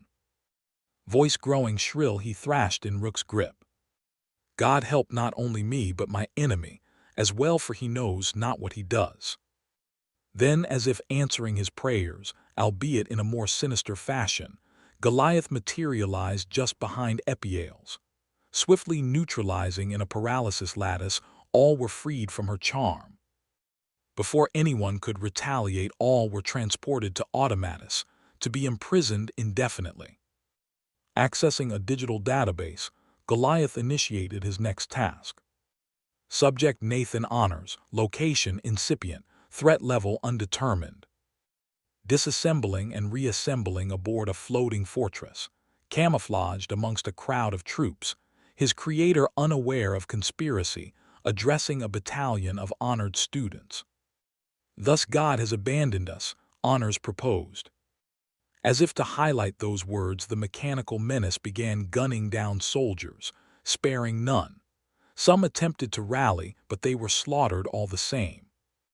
Glaring down at his own conception, whose cannon was locked and charged, Honors shed a tear as disintegration found him. Goliath proceeded to demolish the fortress. A jarring explosion captivating a monstrous tusk who glanced over his shoulder, sighing at the spectacle and trudging through a mountain range. Half-witted, he squealed, shaking a fist. Glake I say, Glake. Why did I trust that chronal hooligan? Now Lady Dawn is lost, and here I am stuck wandering this miserable mudball, snacking on creepy crawlies. Snatching up an unsuspecting anthro from a chasm, he devoured the mutated arachnid in one foul crunch. Going on about his business, Tusk would fall victim to the spider's irradiated blood. A mind-wrenching nausea came over him as his gut clenched and his muscles became slush. Leaning against a ridge, retching, he crumbled to the ground where he died instantly. A foul sight indeed, however. Beneath him, seated deep in a planetary chamber, was the wishing idol sitting in wait for the obsidian circle who fell out of shadows. Floating in place, the gemstone glowed harshly as Mother Mirage approached it in angst, hand twitching as she reached for it. Pulling away, she screamed as powderitate formed at her fingertips. In seconds, her entire body was encased, as the elemental crystal took shape, morphing from the gemstone. Snapping at air, Zykar went off, slashing, chipping his enemy's form. Backing her down, not heeding anonymous eye closing in on Zeta. Attempting to save herself, Zeta executed a dazzling maneuver. Catapulting herself off the wyvern Duskull's snout, she leapt to scale a notched wall. Duskull on her heels, not nearly escaping, frozen mid-step, her iced figure came crashing down, invoking in Zykar a primal survival instinct. Dismembering Crystal, he lunged at a more elusive Duskull. Their movements evenly matched, as if, had they not been enemies, they'd be a devastating dyad. For where a raptor's prowess is imperative to survival, a wyvern's acidic saliva serves as its counter. That said, not even Corythex could withstand its melting point.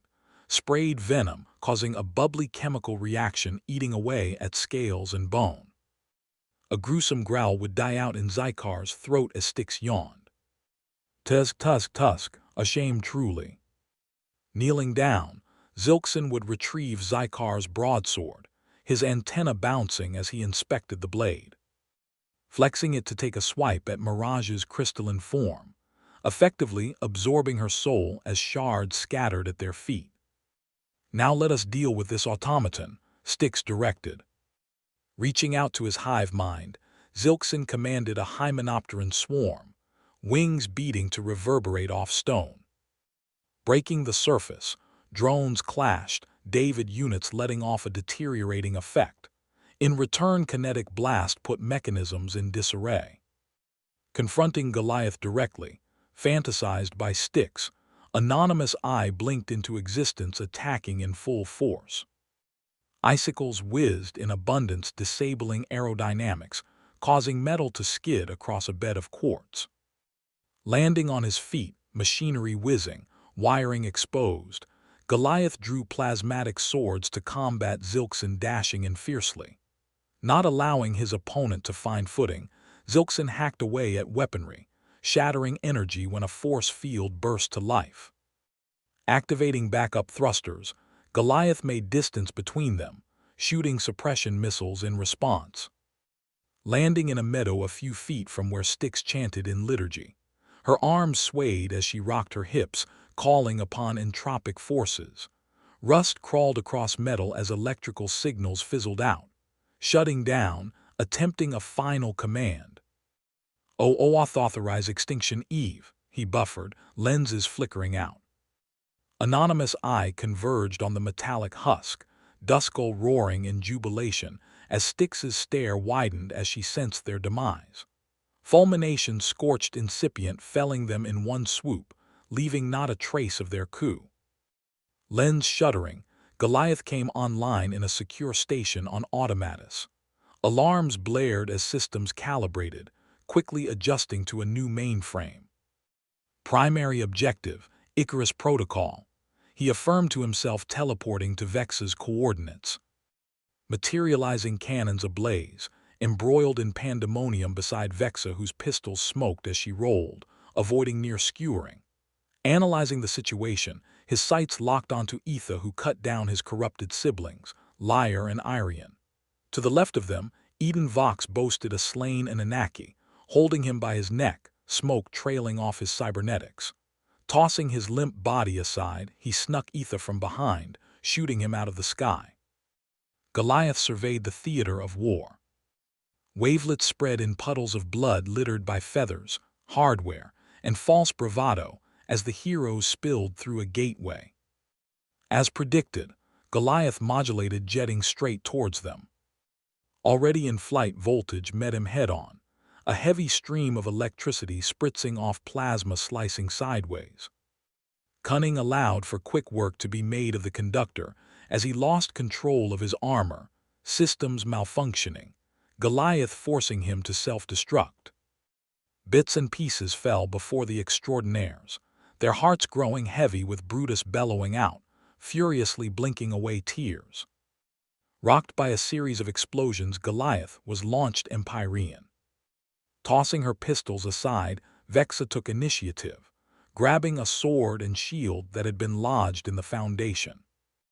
Authority, architects surmised, optics inspecting the metal determining it to be enchanted tungstanin. Wasting no time, Parsec tore hell for leather, deconstructing Vexa where she stood. Reconstituting behind enemy lines, Goliath zapped Brutus into oblivion, his regenerative factor stagnated by constant output. Before anyone could assist, Eden Vox emitted a supersonic frequency, throwing the heroes into disarray. Amid the noise, Skip veered off from the battle, his own theme looping in his head, blocking out Eden's racket. Booty butt boyyy. Appearing on his HUD were navigational arrows that led him to a wide pit. Hoverboard exhaust spitting flames, he plunged into an abandoned underground terminal. Reaching the bottom, he was taken aback by a technological marvel. Awing it, a notification popped up on his HUD. Temporal residue detected. Proceed with caution. Interesting, he said to himself, touching down on a control pad. His fingers fluttered, tinkering with binary when a snide snicker rang in his ears. It ain't ever been that easy, has it? Skip groaned, befuddlement coming over him as he gazed upon none other than Dean Discipline in the flesh. Stern in his hand was a silver rod, its tip a kaleidoscope prism that held a ruby in place. Why, if it isn't everybody's favorite class clown, Booty Butt Boy? The villain teased, hoisting the staff above his head. School may be out, my dear child, but class is back in session. Rod waving, ruby glinted, releasing a shrunken Nephilim from entrapment. Skip gawked as the cosmic giant materialized in the pit, growing until he poked out on the surface, drawing attention to the debacle. A slight misstep would squash a chortling Dean, foot raising to reveal a blot of black ink. Pit caving in on him, Nephilim augmented to a more proper measure, destroying Automatus in the process. Hastily, Skip actuated transference, sending him spiraling in temporal flux, his consciousness having been reset to a day earlier, placing him alone in his lunar hideout. Shaking off disorientation, he tapped his wrist piece. Isolate all outside energy frequencies. A holographic loading symbol blinked before 4 matching resonants were pinpointed. 2 were nearby on the planet below, another was far out in space, and the 4th signature wasn't even in range. Focusing on the 3rd dot, he geared up, generating a wormhole, pausing before disembarking. Anxiety plaguing him, he steadied ragged breaths. Easy does it, he gulped as the portal closed. In his absence, a light bulb popped, indicating chaotic forces back in play. Thus, destiny manifests as a call to action, though even the smallest action can prove disruptive. For a hero's journey is a long, windy road illuminated by hope, traversed only by those marked by virtue. As a villain's journey is one of corruption, tainted by despair, walked by those who wish to control. Take, for instance, Eden Vox, once known simply as Autumn, the first man. Having witnessed the discrepancies of divinity, he chose to go down a dark path. Furthering his cause, fueling his rebellious nature, he was led to this very moment. Victory! Buildings lay in ruin. Vehicles were scattered scrap metal. Bridges crumbled into a stilled ocean with the obsidian circle on the verge of glory. Avant-garde, Vox announced, standing at the forefront of his cabal. Before them, Twilight coddled a weakened Borealis in his arms. Her eyes half open, she reached for the sky, her hands shaking before dropping to her side. Placing her against a collapsed structure, the destroyer summoned his Kanabo. You have exceeded my limits for tolerance, Autumn, he spat. Now you shall learn how I received my title. Swinging his weapon at his side, Twilight struck down Desan, who advanced with disregard for his own well-being. Crashing head-first into concrete, he was put out of commission. Unrestrained, Twilight sprung off his toes, smashing into Agartha, who went flying through multiple districts. Vox grimaced, raising his metallic palm to discharge a particle beam. Shrugging the attack off, Twilight stepped forward at a slowed pace. Your brilliance blinds you. You were made in our image to be humanity's savior, a harbinger of solace not. Interrupted by a hand clamping around his ankle, he was thrown off balance, slammed against a cinder block wall. Rising to his feet, Desan got to work battering the god's head in. You are nothing, he shouted, delivering shuddering blows that dented Twilight's helmet until the wall cracked and both tumbled into a bank vault. Crisp bills fluttered around them, with Twilight regaining equilibrium. the dent in his helmet reforming like putty. Head down, he said nothing, for actions speak louder than words. Free hand beginning to glow, a dark, unbridled energy sputtering as he charged Desan, forcing his fist through the warlord's chest. Die free, he whispered as Desan fell to his knees, blood slipping from his mouth. Zarek, he muttered before face-planting. Having returned, Agartha flung his halberd, its blade etching itself deep into Twilight's chest. Not wasting any time, he tackled his enemy through the vaulted door and into an empty corridor. Finding their balance, the two went pound for pound, spit trailing after each punch. From the hole in the wall, Twilight took note of Vox hovering over Borealis. With incredible speed, he knocked Agartha aside, his kanabo breaking upon impact, having knocked Judgment's herald out cold. Dashing forward, he was caught off guard by Zykar, who'd slashed violently to draw a dark ichor. Barking as he applied pressure, Zeta leapt from a shadow, aiding him in his assault. Plasma and Korathek's blades nicked and gnashed until Twilight became enraged. Energy bursting from his core, both assailants were thrown for a loop. Slumped atop separate counters, their bodies broken, they groaned weakly. Before Twilight could make another move, he began to fall into his own shadow. Resisting, he found giant skeletal hands reaching out to pull him under. Revealing herself, Mother Mirage threw up devil horn gestures pointed downwards. "Hell's fury is yours to keep," she chanted, finalizing her curse. In that instant, Twilight sunk into shady depths, removed from the battle altogether. A wicked smile spread across Vox's face. "As was written," he pronounced, clenching his robotic fist tightly, "Genesis is upon us." And with that, he hit Borealis with a ray that put her in stasis. Savoring success, he motioned for his ship to pull them aboard. "Hold up," a distant voice shouted, "we ain't done yet." Rushing in, Brutus went to crush the time traveler, only for Mirage to warp his mind at the last second. Overcome by her sorcery, he fell into an infernal rage. Spazzing out, he jumped away, skyscrapers toppling in his wake. "I fear I've turned him to a savage," Mirage would snort as they departed via matter transmission. Thus the effect of the butterfly was initiated, and subsequently chaos remained intact. Across the galaxy, this would ring true as Skip arrived on Oasis, portal opening in a cave where Dawn sat tending to a raging campfire. "You didn't," she uttered, dread staining her words. Skip looked to his left, then to his right, then behind himself even. "I did," he replied sheepishly. Palming her face, Dawn rubbed her temples, then stood to walk away. Befuddled, Skip blurted out, "Hey, I was just trying to do the right thing, gimme a break." Stopping at the cave's entrance, she turned around, her look one of disgust.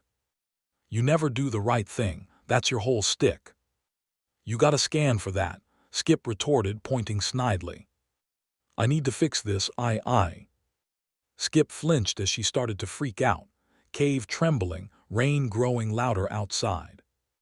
"Okay, relax, we can figure this out," he assured her, though she wasn't listening. "Mother was right," she said plainly, storming out as thunder boomed. Scratching his head, Skip trailed after her, watching an avalanche fall nearby. "Tusk," Dawn called out, flicking her tongue, "here, boy." "Hey," Skip protested, his jetpack flaring as he jumped in front of her. Sorry, but I have a schedule to keep, so you gotta come with me." How about no?" Losing his patience, Skip flung a black hole disc behind her and pushed her through. Suddenly, the two of them spilled into Skip's lunar hideout. "Did you just push me?" Dawn exclaimed, her eyes wide, frantically patting herself down. "I respect that, but should you touch me again, you'll be nothing but a puddle of ink on this carpet. Is this wool, by the way?" "Listen, kid, I don't know who you think you are, but one thing for sure, you're beyond scary." He paused. "And yeah, it's alpaca." Dawn laughed so hard she fell out, landing in Skip's beanbag chair.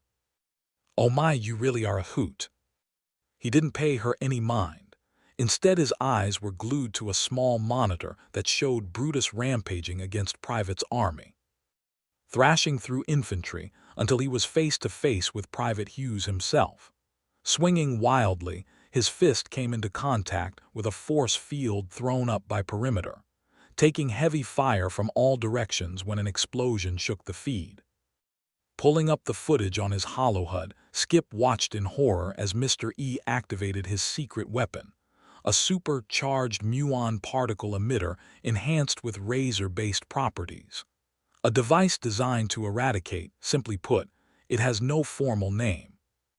A wave of energy flashed, catching Brutus from behind, and as the name implies, Brutus was no more.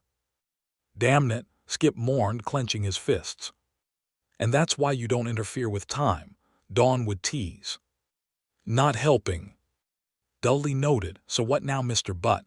Or is it Mr. Boy? Is there a hyphen in there? Oh, there should be two."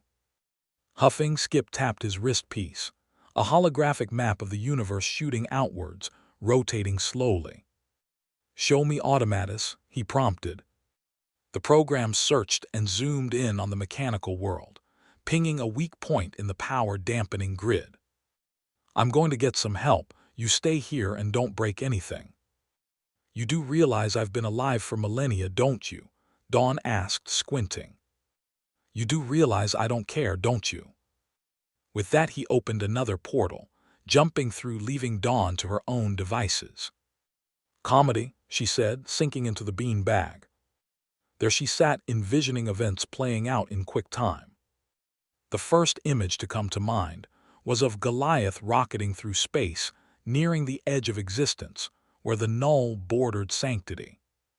Traveling at a phenomenal rate, the megamech breached the invisible barrier, exiting sovereign space and venturing off into the unknown.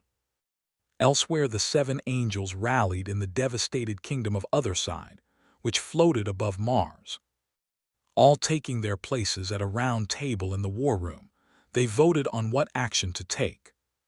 "It is imperative that we rebuild," Gaia would inform, looking directly at him who was deep in thought. "Surely you must agree, don't you, brother?" He didn't answer. His heart was pulled in one direction, toward heroics. As for his mind, well, his mind was falling under a darker influence, with Diaspora trudging in suddenly. Etha and Irian grabbed for their halos, just to have them melt in their hands. "What is the meaning of this intrusion?" Gaia demanded. "Quiet your tongue, Earthborn," Diaspora hissed, a flame glazing his eyes. Biting her thumb, Vital began to quiver, her wings fluttering as if she wanted to take flight and run away, but she stayed her ground. "Hear me and hear me well," Diaspora began. "I have come to claim my rightful place on the throne. Those that would stop me should be advised. I am in no mood for childish antics." Liar laughed. "Do you hear yourself? Otherside has no ruler, not even Sun would make such a declaration." "Ah yes, Sun. The eternal flame, the hero of the story, the one who has died at the hands of man's greatest weapon." "We will not serve you," Gaia stated bluntly. "You will," said a familiar voice. "An Anunnaki?" Vital inquired. "It can't be." Entering, the fallen angel was followed by the entire angelic militia. The seven siblings looked on in astonishment. Had their brood truly joined the devil himself? Chuckling, Diaspora took a seat, twirling his hair and licking his lips. "Allow me to reiterate, the throne is mine." These words would be a catalyst for metamorphosis, as Otherside became twisted, coming to resemble Underside in ambience. Sulfur and brimstone filled the air as everything became crooked in nature. Now in the palace's throne room, Diaspora sat atop Bones with an Anunnaki at his side, his angelic militia patrolling the kingdom day and night, preparing for an inevitable conflict. "Boring," Dawn yawned, shooting up and nearing Skip's computer system. I wonder." Tapping a key, she began to hallucinate binary code scrolling vertically. "Interesting," she said, tapping more keys, laughing childishly. Typing in a line of code, she began to run a program. The computer rebooted to a simulation playing out. For eons on end judgment slumbered, veiled in unseen reality, dreaming of the day it'd come to fruition. In the year 2112, that day would come. What began as an idea fully formed into conception, born not of flesh and bone but of willing, tasked with the onus of restarting existence and tuning it to perfect harmony. Seeing the current continuum as in disarray, a ruptured melody, a discord to be corrected. Awakening, situated interstellar, in universal depths a word, no, a name echoed across his newly formed psyche, Agarther. His freshly formed eyes shot wide, scowling, he bellowed into void. Nearby asteroids were flung, propelled by his voice, becoming meteors that collided with worlds in the distance. Mass hysteria followed as Agarther cast judgment on all he saw unfit for survival, wielding in his grasp a colossal halberd crafted from divinity. On the distant planet of Laj Rim, the foretelling of his grand reckoning stoked rebellion. Cracked, barren land stretched endlessly under a sky colored in smoke. Shattered architecture hinted at a civilization that fought boldly. Plains swept by an eerie silence, interrupted by faint whispers of a tragic encounter. Centered in the devastation, Agarther knelt, his immense figure framed by the remnants of his first verdict. Around him lay the remains of resistance, a silent expanse of armor, splintered weapons, and the severed heads of warriors who had stood diligent against destruction. A story told in blood, one of valor extinguished by a sentence. Floating, falling into a deep meditation, Agarther focused his psyche, manifesting a halberd to which he rested across his lap. It was a weapon of pure verdict. Along its blade were rune engravings reading an exotic tongue. Reminders of war were scathing under the beating sun that birthed a new day. Tattered banners flapped wildly, broken chariots marking the last stand of those who had sought to oppose him. Flames spread for miles, scorching everything that was unjust. He remained motionless, his aura pressing against the face of the world. His breathing was slow, deliberate, the sound trickling faintly. A soft breeze stirred dust below, carrying a subtle chill.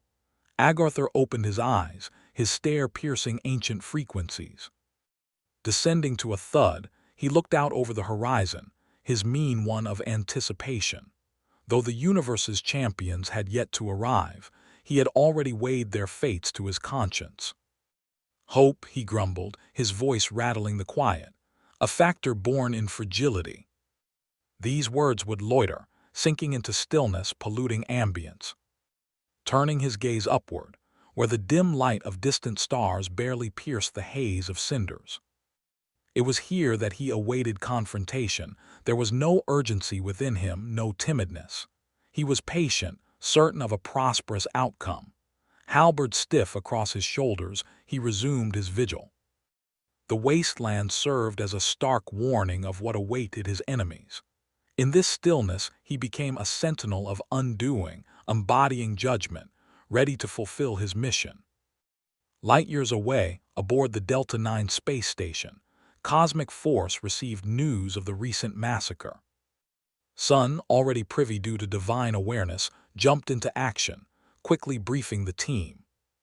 Him, Xenon, Quark, Solar Star, Parsec, Sonata, Viola, Mr. E, Perimeter, Goliath, and yes, even Booty Butt Boy were all in attendance to defend what they knew to be truly just.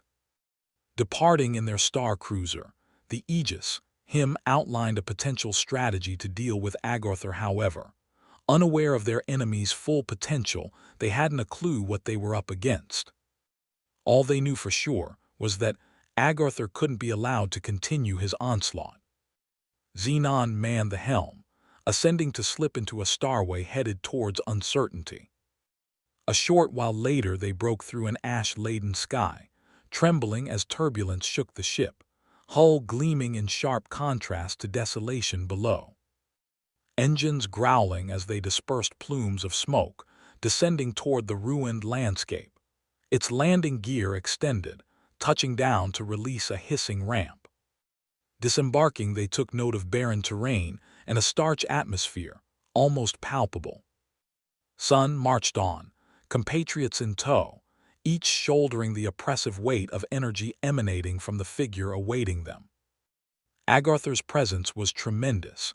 Even from within the protective confines of one of Perimeter's force fields, his aura pressed against theirs like a relentless tide, overbearing and unyielding. Though they had not yet seen him, they were compelled by a gravity tugging at their spirits, luring them into the danger zone ahead. "He knows we're here," Sun relayed, his voice steady, though his eyes betrayed a storm of thoughts within.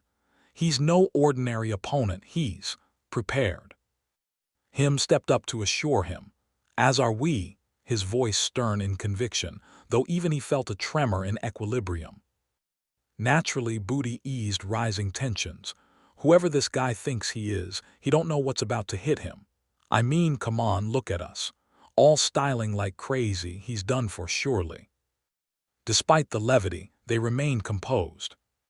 Adjusting the settings on his shrink ray, Quark's eyes darted side to side, frantic in anticipation. "I fear we won't be underestimated," he shared. "Let us follow that example, yeah."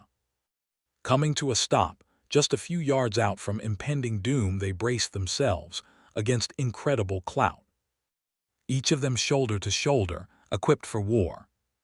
Before them stood a boxy and imposing dominance, boasting by digging his halberd deep, fracturing the front. His backdrop, the downfall of a once defiant empire struck in perpetual defeat, his eyes locked onto the approaching cosmic force. Stilled for a moment, Sun took a step forward, his flame flickering dryly as he addressed judgment directly. "Agarthar," he called out, his voice firm, "understand this correctly, it's over." An unwavering look bore down on Sun as Agarthar advanced, rubble trembling beneath each footfall. Stopping short, halberd swaying easily in his grasp, runes flaring to life across its blade, he prosed. "You've come," his voice gruff, reverberating the air itself. "Champions of creation, beacons of hope, are you aware of what you stand against?" Wings unfurling, him fluttered forward. "We stand against a delusional idea corrupted by negligence, a mistake I'll see fit to rectify personally." Agarthar shook his head slowly. "You fight for what is broken, grasping at fleeting prosperity. This matters not. You've come willingly." Raising his halberd, barreling forth, breaking ground. "Let live and let die," he whispered. Sun and him responded in synchronicity, movements perfectly in tune with the infinite. Piraxis blazed brilliance, illuminating the path forward, followed by a golden lance probing. From behind, enchanted arrows arced through the air, flames trailing, detonating upon impact. Unfazed, Agarthar countered strikes with debilitating exertion, his halberd a catalyst for devastation. His assailants ducking off, when from the rear Goliath unleashed his arsenal, a cacophony of plasma blasts and missiles that created a smokescreen. Weathering the assault, the Titan deterred lasers pushing forward. Parsec blurred into motion, his higher self guiding him as he darted back and forth, delivering destabilizing licks. Agarthar responded with a calculated swipe of his halberd, carving up land, forcing Parsec on the defensive. "Faster than expected," Parsec muttered, barely avoiding the tumbling halberd gorging where he spun. "Much faster." Quark and Solar Star worked in tandem, their powers combining to temporarily disorient their foe. From every direction, light rays bombarded Agarthar, instantly poisoning his flesh. Quark hurled pebbles that became boulders midair, crushing the enemy under their weight. The effect was brief, remedied by a crushing wave of outlandish force that knocked the two aside, Quark shrinking reactively. Again him would advance, his lance glowing with radiance, his voice resonating divine authority.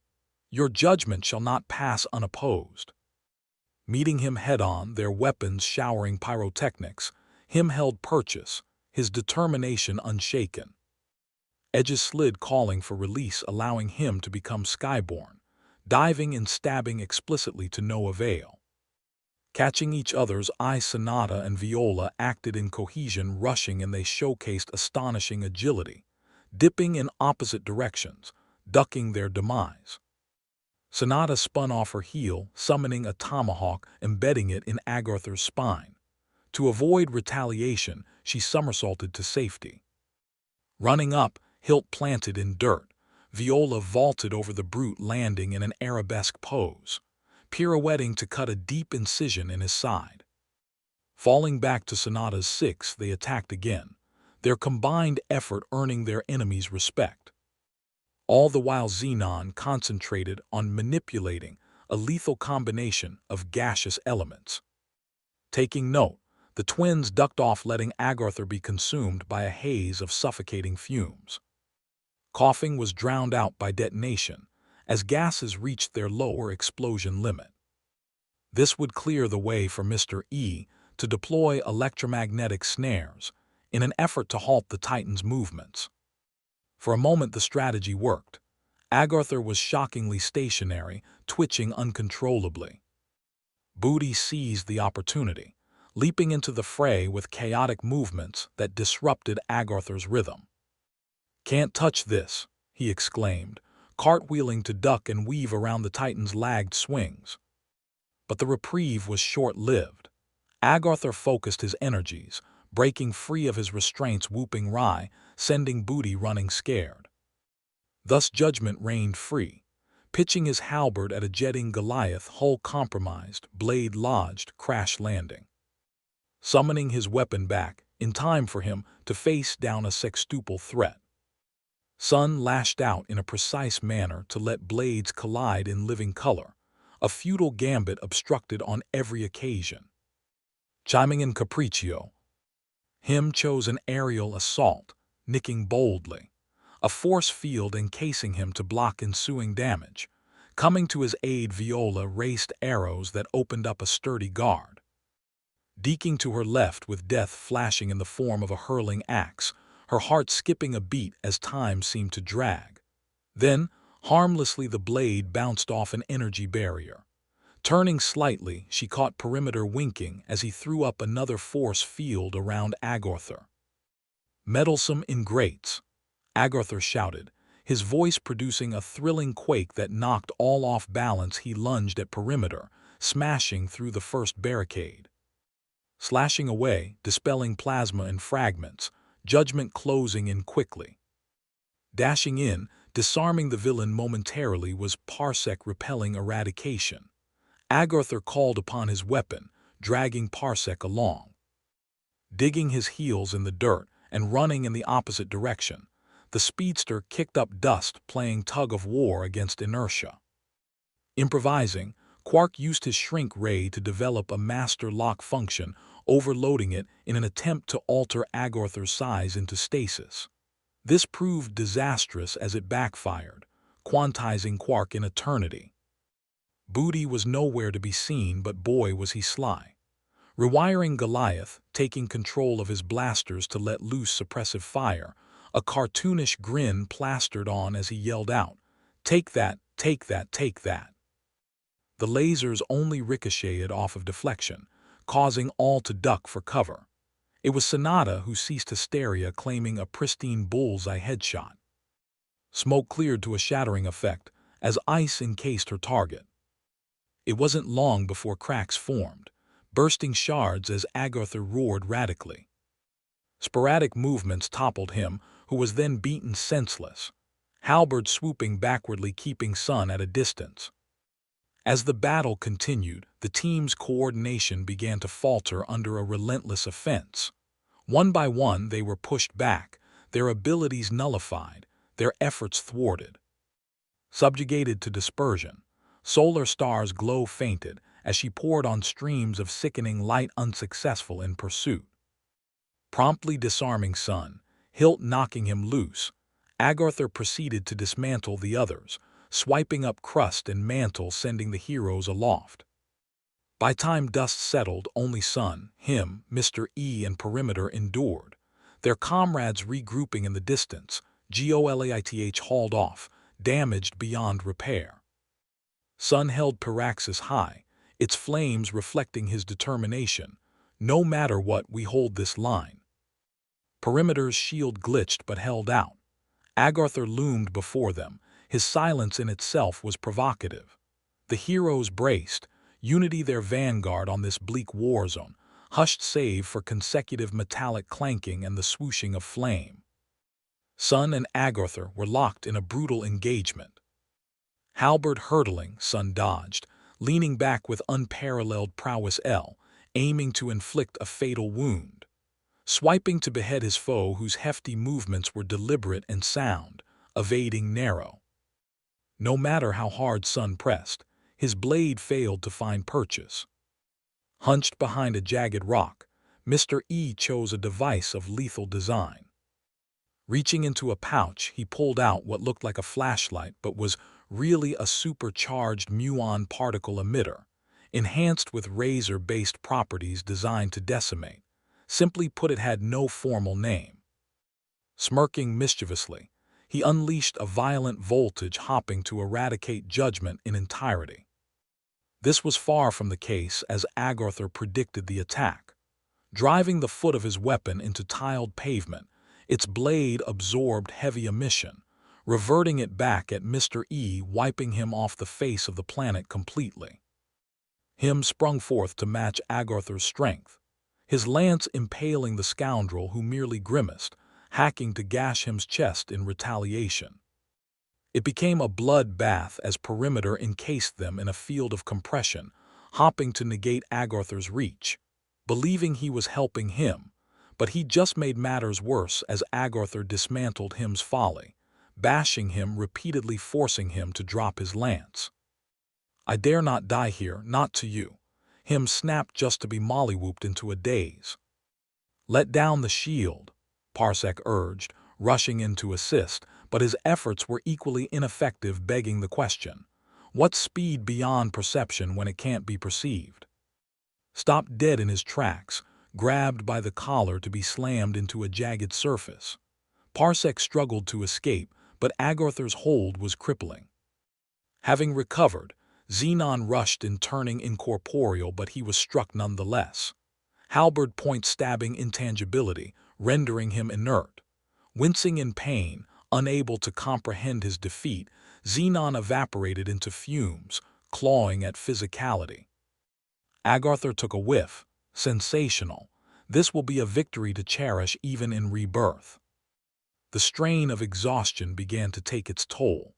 Plummeting morale saw limbs grow sloppy as they gave way to entropy, an adverse effect of prolonged combat with Agartha. There was no clear victory in sight, only a war of attrition. Sun called out to Parsec, who was positioned nearby, his voice collected despite their imminent defeat. "Fall back," he shouted, drawing a line in the fault. "From this point forth I'll handle him alone." Without hesitation, Parsec gathered everyone, retreating despite the uncertainty of the situation. Unbridled static crackled as each clash rang thunderous, cracking the sound barrier. Paraxis beamed as it met a twisted verdict.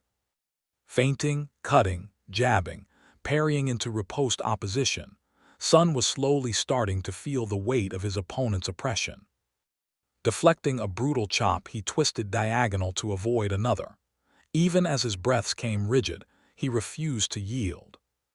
Once the entire team was aboard the Aegis, they ascended into the sky, watching from above as Sun performed his ultimate technique, a sustained implosion. Spontaneously, a massive burst of solar flares scorched the battlefield, pushing Agartha back several yards. Finally, he fell to one knee, momentarily stunned by the intensity of the blast. Silence claimed victory over noise, though it was usurped once more by a wretched cough and clinking chainmail. Smoldering, burnt beyond recognition, Agartha rose again. Brow scrunched, infuriation boiling, he took a stance that indicated this fight was far from finished. Slumped over, Sun caught his breath, recovering, peeking slightly to see the Titan barreling forward without warning, halberd beveling winds. With barely any time to react, he spun daringly, focus split between evading and an agonizing pinch in his chest, his sustained implosion having depleted his stamina. The battle would only grow more intense as Agartha pressed the attack, each strike leaving less than fraction seconds for Sun to maneuver. Night fell as the endeavor continued, Sun's body straining, his movements growing heavier. Agartha showed similar signs of wear, pushed on by an accursed cause. Dawn broke, casting a pale tinge across the war-torn landscape. Both fighters, breathing heavily, blades leaning on each other, slanting to break contact. Surveying one another, both scathed to extremity, hunching over yet resolute. Sun released a ragged breath, steadying himself for the final exchange. Going to war once more in furious fashion, each swing a blur of speed and power. Sun's flame form allowed him to mitigate most damage, and in a critical instance, Paraxis found its mark. Roaring, Sun impaled the Titan, blade sinking deep into his side, flame eating at his being. Agartha howled gravelly, his weapon momentarily forgotten as he staggered laterally, struggling to maintain his footing. Even maimed and bloodied, Agartha's temperament remained intact, forcefully swatting Sun away, sending him crashing into a rocky mound that buried him alive. Screaming a war cry, retrieving his axe, Judgment would begin a monologue. Even eternal flames must perish, such as passion extinguished by a covenant of unfathomable degree. Divine decree deems this so. Bursting back into action, Sun centered himself, channeling expertise of volcanic activity. Explosive counters threw Agartha off guard, though this seemingly mattered not. Not at all, I'm afraid. Kneeing Sun in the gut and knocking him on his rump, lowering his blade to taunt triumphant, hoisting his halberd aloft, thrusting downwards using all of his strength. Peril filled Sun's eyes, as the halberd swept only to come to a stop before his eyes. "Huh?" he asked, looking around to see Agartha had disappeared. To his shock, everything he once knew had vanished, and he was standing before a giant TV screen that showed him a reality he had forgotten. "This doesn't make any sense," he said to himself as scenes of conflict played out simultaneously. Eyes darting from square to square, they landed upon an image of Diaspora, rising to dominance. From behind, he would hear metallic footsteps as an unfamiliar figure revealed himself. "It is time you know the truth, young flame," he vocalized, voice robotic and biting. "Gospel?" Sun probed, stepping forward to meet me face to face. "Are you narrating?" Pausing for a moment, the robot chuckled monotone. "It'd seem I am. What truth am I to know now, after centuries? What could I possibly have missed?" Looking past Sun and at the screen, then back to Sun, Gospel began. "Reality as you have known it has never been. It never will be." Letting the words linger as to better comprehend them, Sun took a step back, then another before turning back to the screen. Across the monitor, heroes and villains perished, all digging for what they believed to be righteous. "What does that mean?" he asked finally. Hesitant in his response, Gospel inched closer, his battery apparently dying. "None of it matters," he voiced in bits as he powered down. Stunned by the revelation, Sun glanced over his shoulder to see Diaspora sauntering triumphantly across a battlefield where a bastion of heroes lay scattered. Hitting his knees, Sun wept at the sight of those that he championed, fallen by his darker half. In reality, the heroes were very much alive and well. Having been united by Skip, they gathered back in his lunar base, now a bit roomier thanks to Architect. All were in attendance minus Dawn. This drove Skip to irritation, as he could have sworn he told her to stay put. "Little brat," he mumbled as he turned his computer off, not even noticing Sun being displayed on the screen. Around him, discussion broke out surrounding their next move. "It is imperative that we rescue the Admiral," Architect prompted, pulling up a hologram of Peasant. "Solar Star 2, Quark added. "I've traced her location to Peasant as well. I'm also picking up on an abundance of dream magic. Xenon cited. What of Occulta? Voltage said, stroking his chin hairs. Last I saw she was battling the devil himself. His head dropped and his voice cracked. He defeated her and I knew I couldn't help, so I ran. Hands in his pockets, leaned up against a wall, Skip jumped in with a solution. There's enough of us to where we can split into teams of 2. If you want to go to Peasant, come with me. If you're going to hell, follow Mr. Fear Factor. Really, Hermano, Voltage complained, his helmet shutting over his face. You want to duke it out or something? They all laughed, falling into agreement with Architect searching for a hellish resonance, pinpointing it and opening a gateway to other side. On the other hand, Skip dropped a miniature black hole generator on the floor and hopped in. Odyssey followed after him. Next was Sonata, then Viola. Siphon, Zephyr and Quark dove in as well. Lastly, dipping a toe in, was Eno, weary of jumping into a black hole. Maybe I'll go with you guys, he said, turning to see the gateway had closed. Grabbed by his foot, he was pulled through by Skip, who wore a look of annoyance. I only have one of these left, he scolded, waving the black hole disc in front of Eno, who wasn't paying attention. Instead, he looked upon an army of knights marching towards them. This was the least of their worries, Skip noticing Mother Mirage standing alone at their rear. A palm raised, she closed her fist, summoning the undead to do her bidding. Before long, both factions had surrounded the heroes, who stood back to back, their weapons hoisted. Think we can get a commercial break? Skip joked, his wrist piece flashing red as he aimed. Archers, one of the knights shouted out, fire at will. All that could be heard was the sound of bowstrings being drawn back, and arrows zipping, leaving behind a trail of plasma. Had Sonata not been a target, she would have relished in the sound, though currently she panicked. Scanning their proximity, Odyssey eyed a blue light shooting out of a castle. Instinctively, she teleported them away as bolts pelted the ground. Reappearing in a low-level dungeon, they found Admiral Authority sitting in a cell without his armor. "Doth my eyes deceive me?" he said, his voice raspy as if he hadn't had water in days. Using her war club, Viola smashed the cell's lock. Rushing in, Quark helped Authority to his feet. "Parsec Recon," Sonata commanded, tomahawk spinning in her grip. "On it," he replied, taking off so fast that friction changed the temperature of the room. In a second, he returned with an exhausted solar star in his arms. "Mission complete," Skip said, patting Parsec on his back. "Now let's get gone." "What about Mur?" Viola said, arms crossed, shooting daggers at Skip. "What about Mur?" Epiel's voice echoed in their minds.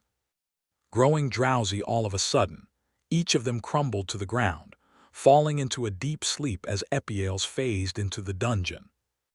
"Row, row, row your boat gently down the stream," she sang, a smile slicked across her face. "Merrily, merrily, merrily, life is but a dream." Snapping her fingers, all were jolted awake, having found themselves on a helipad overlooking a flooded city, their powers inaccessible. Waves crashed into the side of the building, rocking it as a storm brewed above. Thinking quickly, Viola used her club to absorb stray lightning bolts, though that wouldn't stop a tumbling meteor headed straight for them. "That's what we're not gonna do," Sonata announced, removing her Dreamcatcher earring. Dangling it, she whispered a spell that caused a wrinkle in the fabric of reality. "Epiels, show yourself," she declared, forcing the nightmare out of hiding. Dreamcatcher looming, it sucked Epiel's essences in, her screams fatting as Mur assumed command over her body. Grabbing the amulet around her neck, she shed a tear. "Thank you, Sonata," she said softly. "Meteor," Skip reminded, pointing up at the flaming ball of death. Snapping her fingers, Mur woke them, back in the dungeon where Authority would don his armor. Grabbing his sword off a rack, he was ready to go. Skip dropped a portal and jumped through to other side to see a band of villains battling alongside Voltage's squad. Angels fell from the sky as Eden Vox generated finely tuned sonic waves aided by turrets of architect's design. With them was Occulta, who palmed enough magic to destroy the kingdom. Shooting the energy into the air, asteroids began to fall, taking out dozens of attackers. Across the war zone, him and Anunnaki fought side by side, taking on Agorthar, Alloy, and Siphon. Putting up an incredible fight, the angelic brothers pushed Agorthar back. Seeing an opening, Anunnaki lunged in, slicing Judgment in half. Focusing on Siphon, who held a halo in her hand. Doing as her name implied, she took on divine properties and engaged Anunnaki. Giving him a run for his goods, Alloy battered the angel into a daze. His brawling technique unorthodox, throwing killer blows, knocking him back.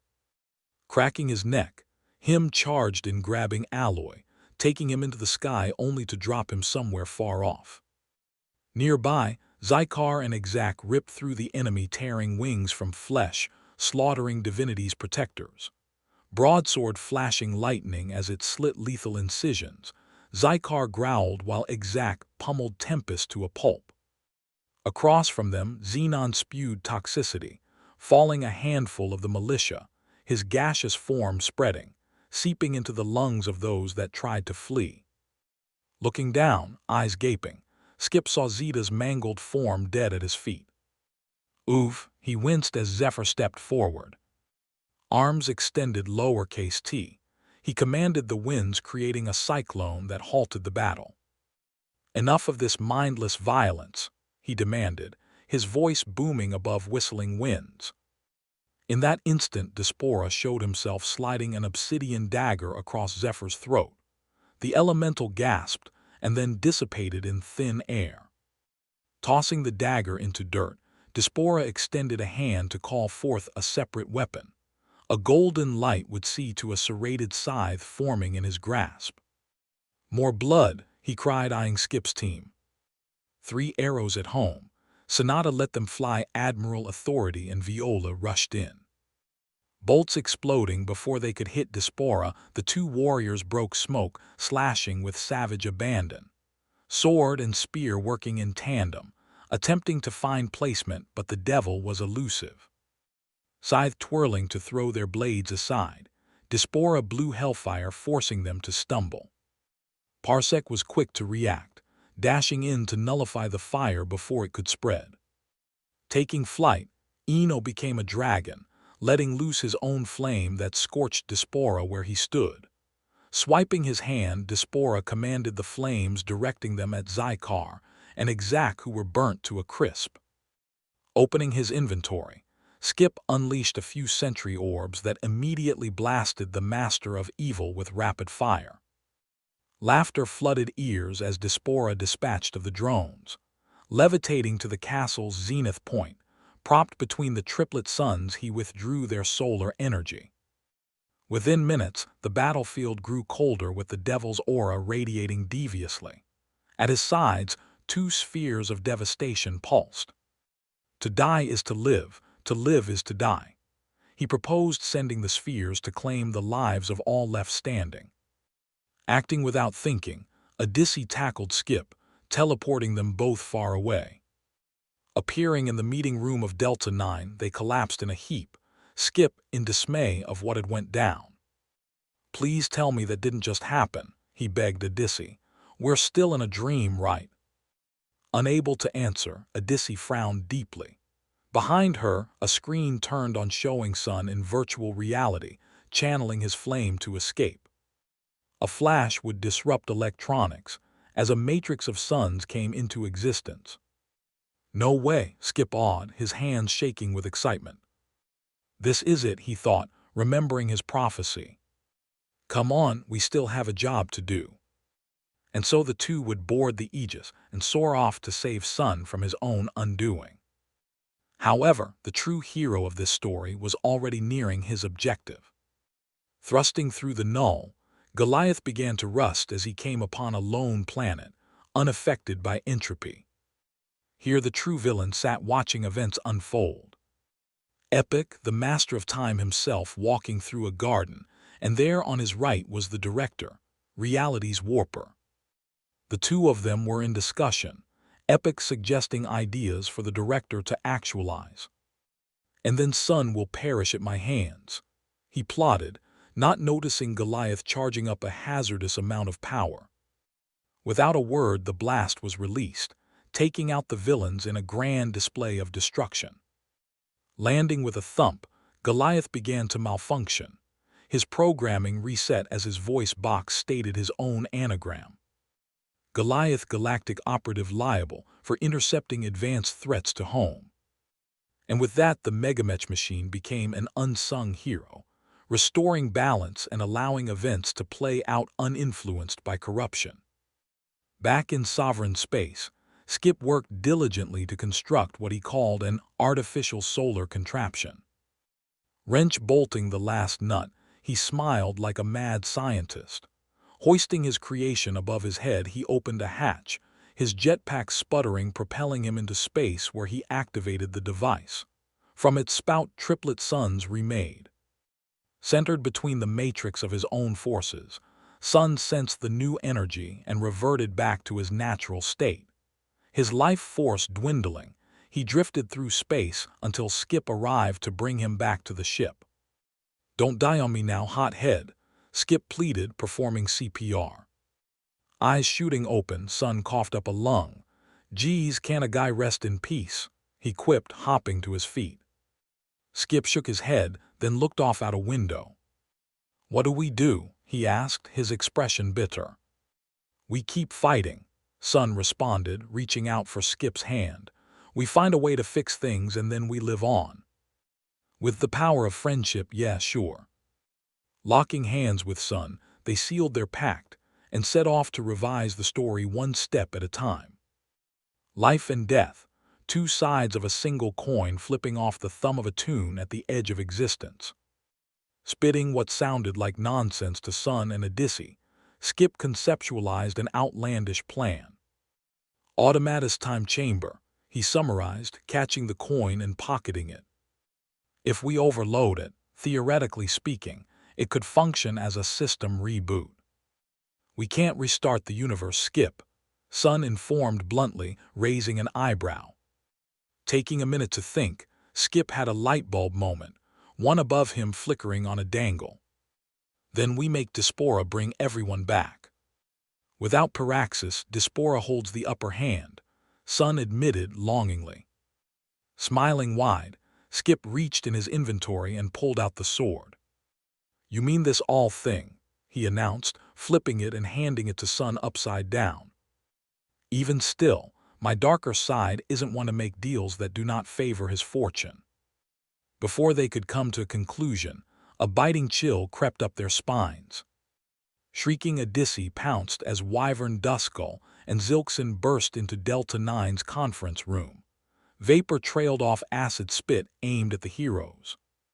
Entering his flame form, Sun fended off the cold with Skip flipping the table, stumbling backwards as acid ate through glass. Going head-to-head with the reptilian and insect combo, Odyssey scratched wildly, claws dripping blood as she teleported in continuous bursts. Falling back, Duskull and Zilkson made way for Styx to enter, her hips swaying back and forth, Jellied solidifying beside her. Following behind came a squad of honored students and Virtuoso himself. Out the window, Nephilim could be seen peeking in, his giant eyes eerily focused on the heroes. Paraxis raised, Sun broke out springing at Jellied, who twirled icy daggers, dodging in response to a vicious set of swings. Firing off lasers, Skip struck down grunts.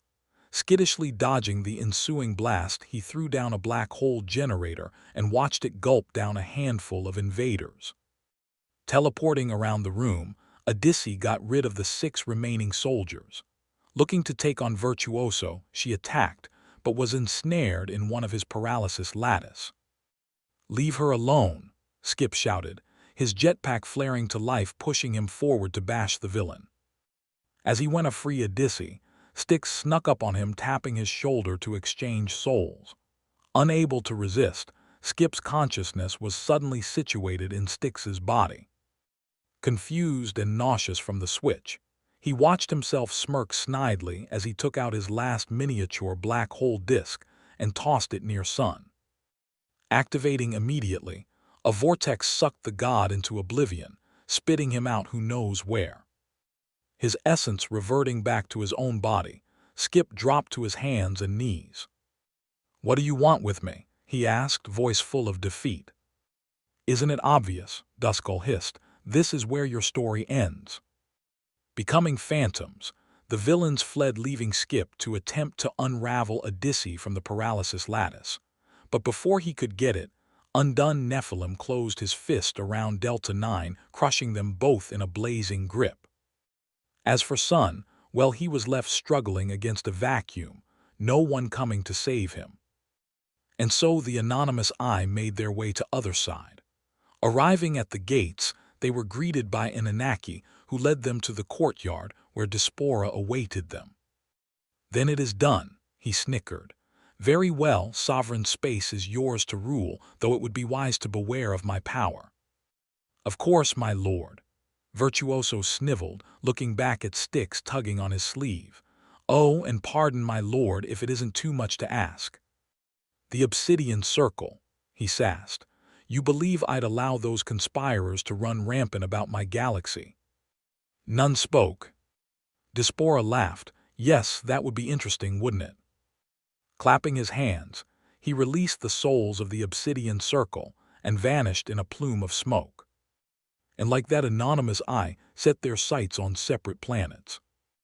Mother Mirage already controlling Pessant, her circle would form there.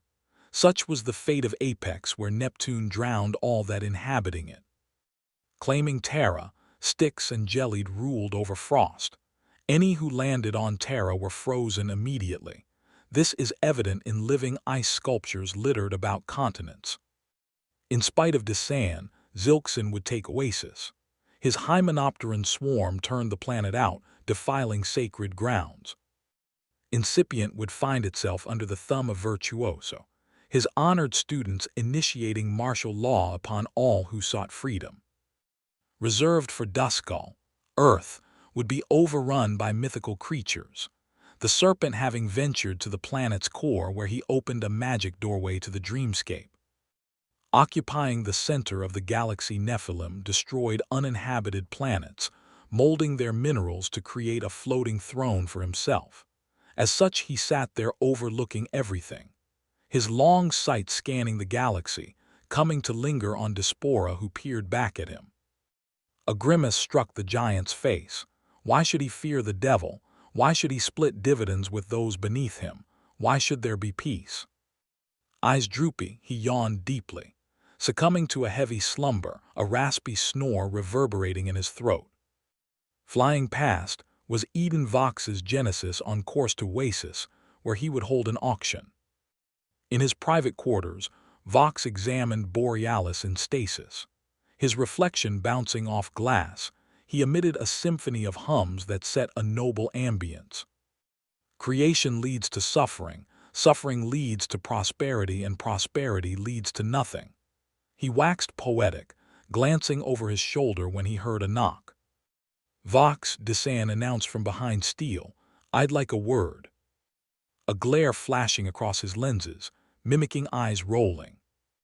"Of course, Desan," he said, playing nice. "You may enter." Door phasing, the warlord stepped in, his arms behind his back. "Oasis, as you know, is my birthright. Let me stop you there. I understand your dilemma, which is why I've already begun implementing a plan to restore your regality." "Elaborate," Desan urged. Vox turned to face him. "Patience, the time to act will soon come." Before Desan could go on, Zykar made an announcement over the intercom.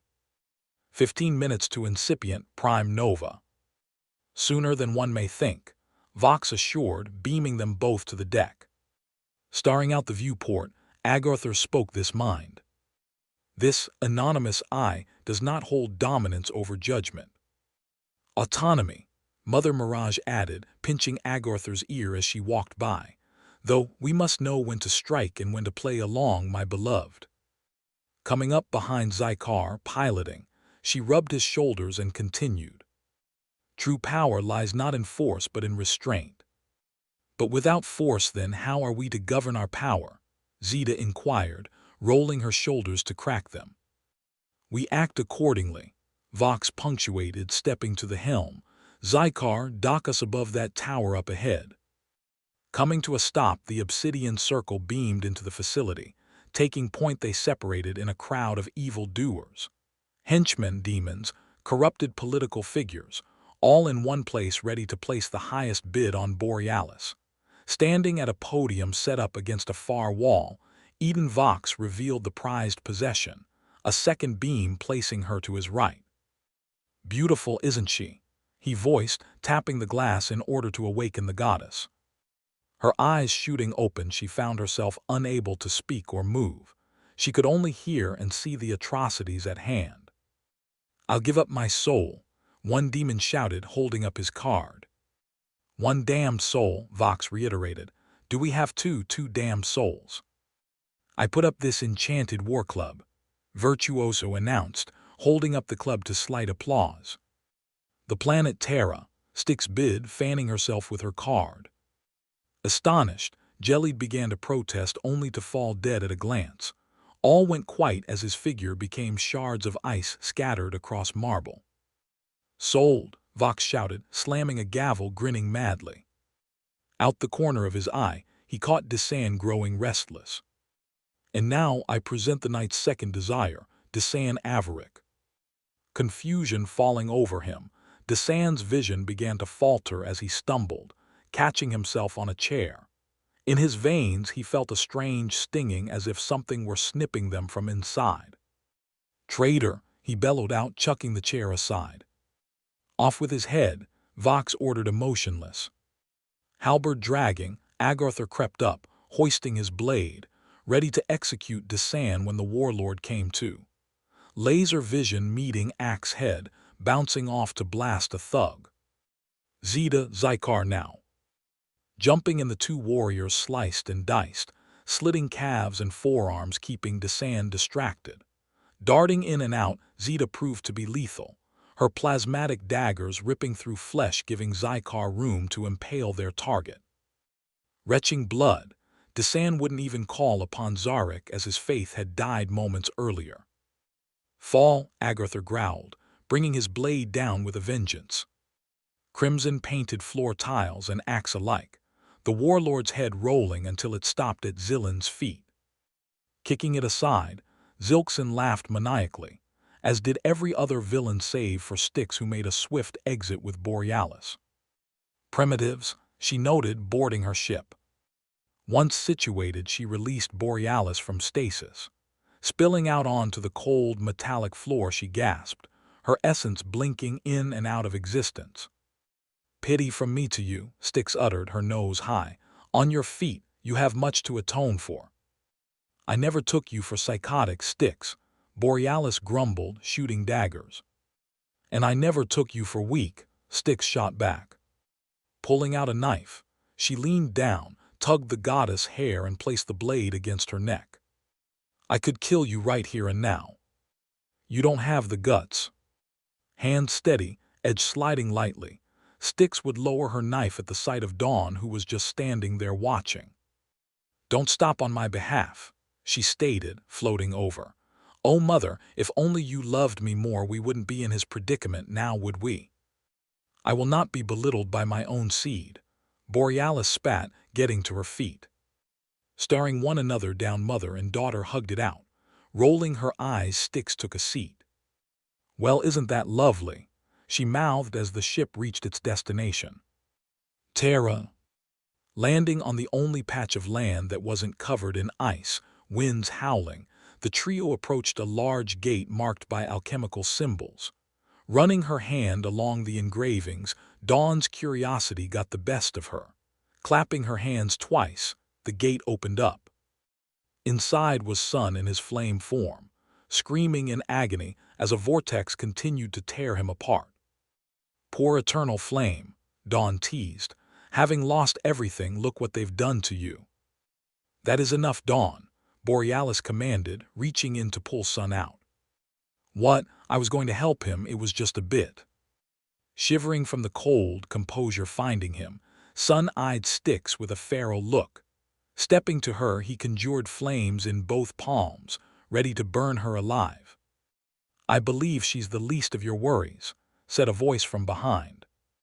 Scrunching his brow, Sun ignited his aura and attacked. Cloak billowing, removing his hood, Epic raised a closed fist to rewind time to the very beginning. Ice receded as life devolved, the planet itself reshaping into a more industrial age. Stopped in his tracks, Flames paused. Sun gritted his teeth. Release him, Borealis ordered. I think not, Epic replied, looking down to see a black disk had landed beneath him. In seconds, a vortex burst open, swallowing the master of time and freeing Sun from his grasp. Riding in on his hoverboard, Skip hopped off, storing the gadget in his inventory and pulling out Piraxis. You're gonna need this, he said, tossing it to Sun. Having done her part, Styx phased off, squinting, skeptical of her decision. In the distance, Nephilim could be seen headed straight towards Terra. This should be entertaining, Dawn noted, seeing 7 angels charge the cosmic giant. Swatted like flies, the children of Otherside chose a different strategy. Their halos becoming crossbows, they sent bolts flying, causing Nephilim to wail out in pain. Him, taking the opportunity, sped in, clocking Nephilim in his jaw. Telekinetically controlling nearby an asteroid field, Gaia pelted their enemy as Tempest conjured a galactic storm. His guard up, Nephilim stumbled about, grabbing a nearby planet for support. As if it were a ball, Nephilim hemmed the planet at the angels, who were dumbfounded by the feat. Singing, Lyre provided her siblings with morale, as Irion slowed time, allowing them to avoid the attack. Flying past the angels, the unnamed planet would smash into a fleet of Ziminari ships deployed to neutralize both threats. Shooting beams of light, Etha kept Nephilim's attention on himself. On Terra, Sun sparked up, ready to assist when Skip teleported them back to Delta 9, where our heroes geared up for war. We've got bigger fish to fry, he said, irony tainting his voice. All through the station, alarms blared, as Desan made it past their defenses. Extraordinaires engage, Admiral Authority commanded, drawing his sword, rushing out of the room. Siphon, Brutus, Occulta, Architect, Vexa and Voltage followed suit, coming face to face with the warlord, steadying themselves. Exodus on me, Skip called out, Eno, Zephyr and Odyssey falling in behind him. That means you too, Alloy, Odyssey directed, brow furrowed, hands on her hips. As they teleported away, Sun looked around at the remaining heroes, shooting Sonata as salute as she, Viola, Mr. E and Perimeter boarded the Aegis and took off into deep space. Hearing commotion from the Extraordinaire's battle with Desan, Sun went to assist, but Solar Star grabbed his arm, stopping him. Sphinx, she stated calmly. Sun nodded. Opening an airlock, he blasted off into the void in search of the living statue. As for Cosmic Force, they ventured off in the opposite direction, Parsec tucking Quark in his pocket, zipping off into the unknown. Solar Star, Mur and Xenon trailed behind, leaving the Extraordinaires to the fight of their lives. Holding Desan in place, Brutus allowed Siphon to pummel him relentlessly, her metallic fist licking cleanly until Brutus lost his grip. Thinking fast, Architect envisioned astronaut suits for the team as Desan shot his laser vision, tearing apart Delta 9. Floating amid the wreckage, Admiral Authority sprung off of debris, his sword pointed directly at his enemy's chest. Dodging effortlessly, Desan struck the Admiral, sending him tumbling toward a nearby moon. Wasting no time, Voltage activated his thrusters, catching Authority before he could start to burn up. Not given a chance to regroup, Voltage was tackled, forced to the moon's surface, creating a new crater upon impact. Grabbing Brutus by his hands, Siphon spun, Sapping a bit of his strength, she released him, letting him soar with incredible momentum. Pounding away at Voltage's force field, Descend didn't notice Brutus coming in hot. Fist cocked, connecting sturdy, shockwaves shook the moon. Performing a spell, Occulta adjusted gravity, giving Vexa and Admiral Authority a fighting chance. Holding Brutus by his skull, pounding his abdomen, Descend hurled him at Siphon, who caught the brute. Landing a few feet away, they joined their team in surrounding Descend, closing in on him. Creating a battering ram, Architect attacked, swinging as Siphon and Brutus charged in. Splintering the weapon, Descend took his assailants head-on. Lasers melted Brutus' flesh as he held them back. Siphon, trucking into the warlord, grabbed his arm, pulling him into a clothesline. Put on his back, Descend rolled to avoid an elbow, dropping fast. On his feet, he was hit by a combination of ice and electricity. Occulta and Voltage putting out a deadly dosage to dull ambition.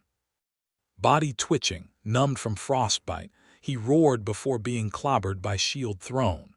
Pistols ringing, Vexa maneuvered as if performing ballet. Charging in Authority slashed slickly. Blocking Descend ripped the sword from the Admiral's hand, chucking it into outer space. Snatching the Admiral by his throat, he mushed him into the ground. "You're all weak," he growled, eyes darting to Vexa, who continued to let off shots. Zooming over to her, hands ripping through her mechanics, he tore her in half. Sparks raining around him, he advanced on Brutus, sprinting in. Fist meeting, an explosion threw all for a loop. In a split second, Voltage emitted a force field, saving Architect and Admiral Authority from the hands of death. Occulta, on the other hand, had had enough. Fingers crossed, a chilling magic dancing in her palms, she flung icicles, nicking Descend's guard. Recovering quick, Brutus jumped back in the fray, two fists bashing Descend upside his head, crumbling him. Not letting up, Brutus punted the warlord away. Taking flight, Siphon pounded away at a moving target. Finding himself, Descend caught her fist. Spinning to create a tornado, he smashed her into the moon, rocks flying upwards. Having crafted a new sword for the Admiral, Architect imagined a mech suit around himself. Plasma singed air molecules as Descend closed the gap between them. Reaching for Architect, the warlord was hit by a wave of electricity that pushed him back a couple of yards. "Tough one, ain't he?" Voltage prodded, releasing a higher wattage. Picking up his shield, Admiral Authority stepped to Descend again. Dan hung about, he sliced and bashed in a flurry of attacks that didn't do much except annoy. Still in his mech, Architect grabbed Descend, clamps tightening, crushing bone as the pilot hopped out. Initiating a self-destruct sequence, combustion went off, putting Descend down for but a moment. "You should have ran when you had the chance," he mumbled, fist raised to bash moon. A tremor caused the extraordinaires to lose balance, Occulta warping space and time around them as the moon exploded. Observing the blast from their position on Incipient, the extraordinaires caught their breaths.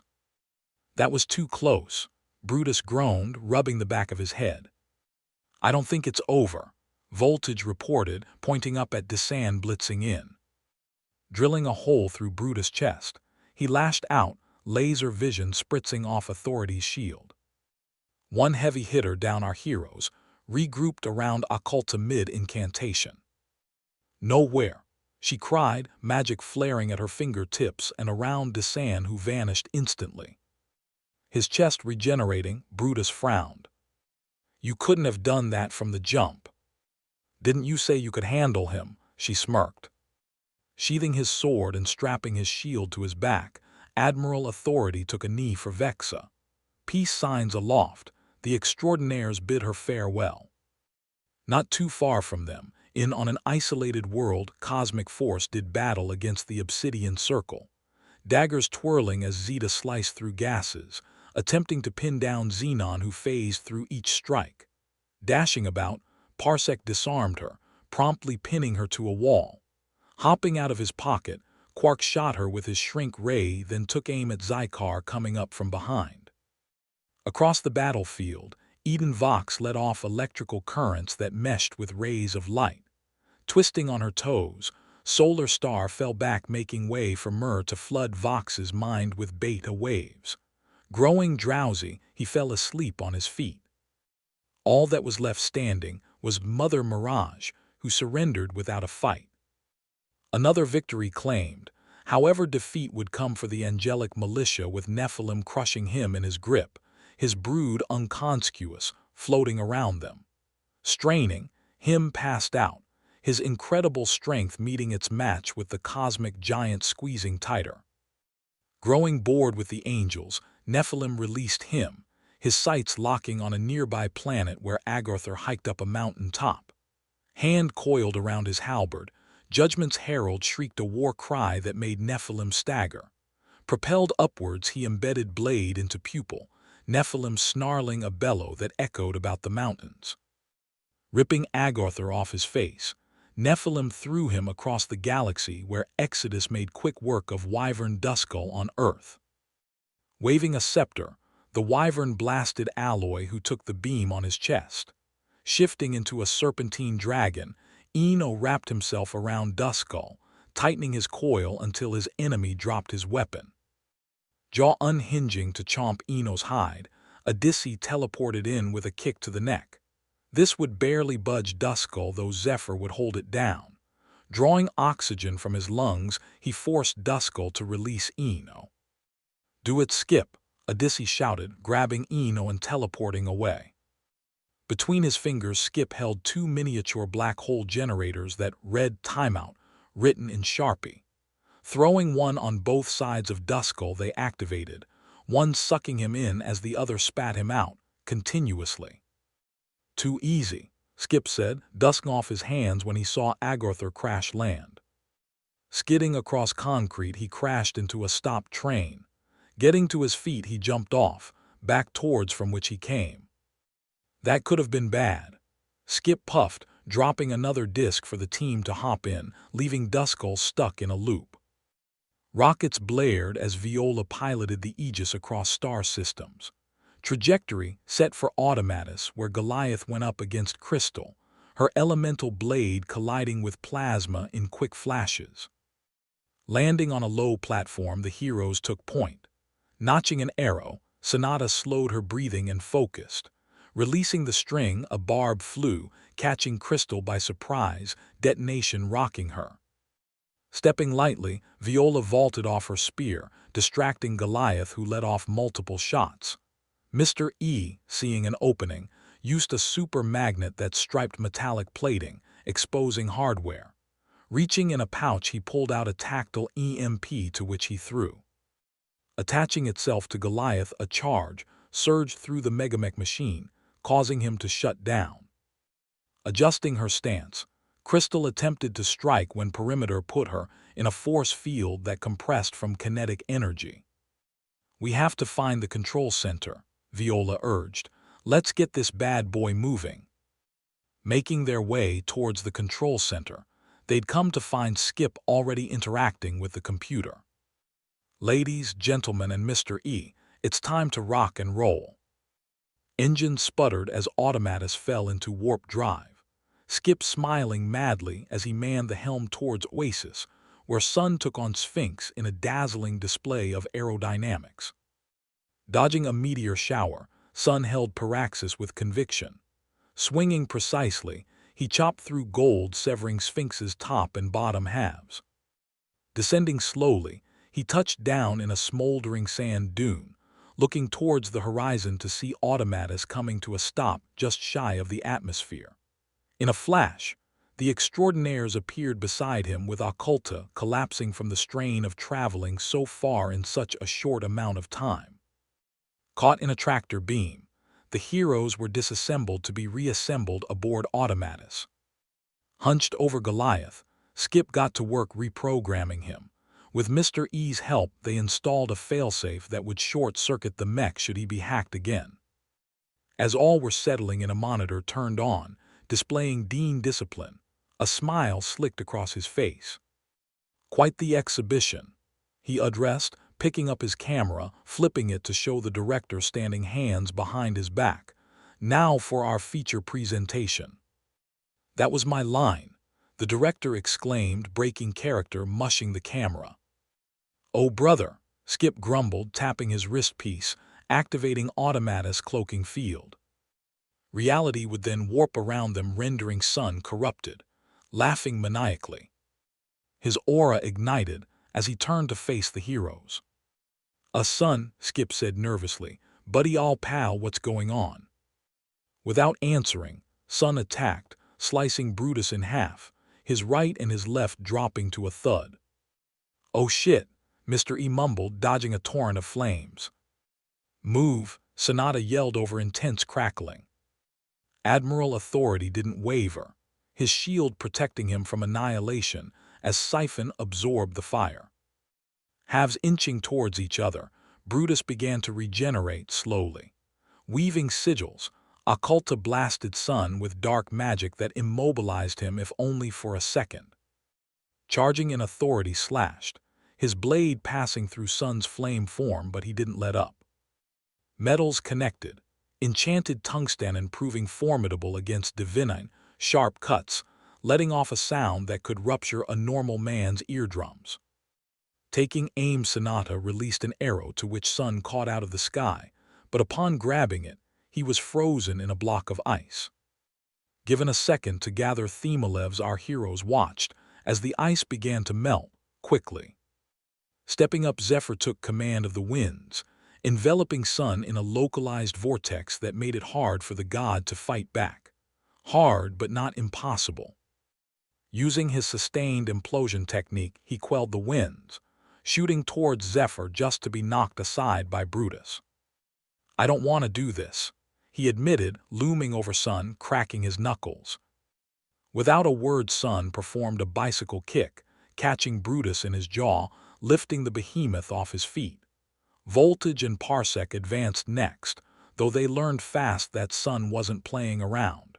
Increasing his flame, he disintegrated them as they entered his vicinity. Tears in her eyes, Solar Star shot a concentrated beam of light. Flicking his wrist, Sun negated the attack, flying in to smite her. Throwing her spear, Viola forced Sun to turn incorporeal, allowing Occulta to speak a spell that saw him dissipated. A minute went by, and then Sun reappeared in front of Siphon. His hand ablaze, he burnt her to a crisp. All were stunned at his ferocity, completely taken aback by his turning. "Voof!" Then all were nothing. "Cut!" the director yelled, 3 walls falling to reveal a production studio. A movie crew broke the scene down, leaving Sun standing, flames roaring as a crew member put them out with an extinguisher. Sitting in a director's chair, Skip swung his feet. "It needs more spunk," he criticized. "Heavier emotions," him added, grabbing a muffin off a dessert table. "I died and it was simply an afterthought. The audience craves connection." "What is happening?" Sun asked, stepping to the director. "Everything," the director responded, his eyes glowing. The fabric of reality would fold in on itself, the setting shifting to a burning jungle. Poised in his fire, Sun dodged to let Goliath plant his swords in dirt. Plasma swiping upwards, Sun phased.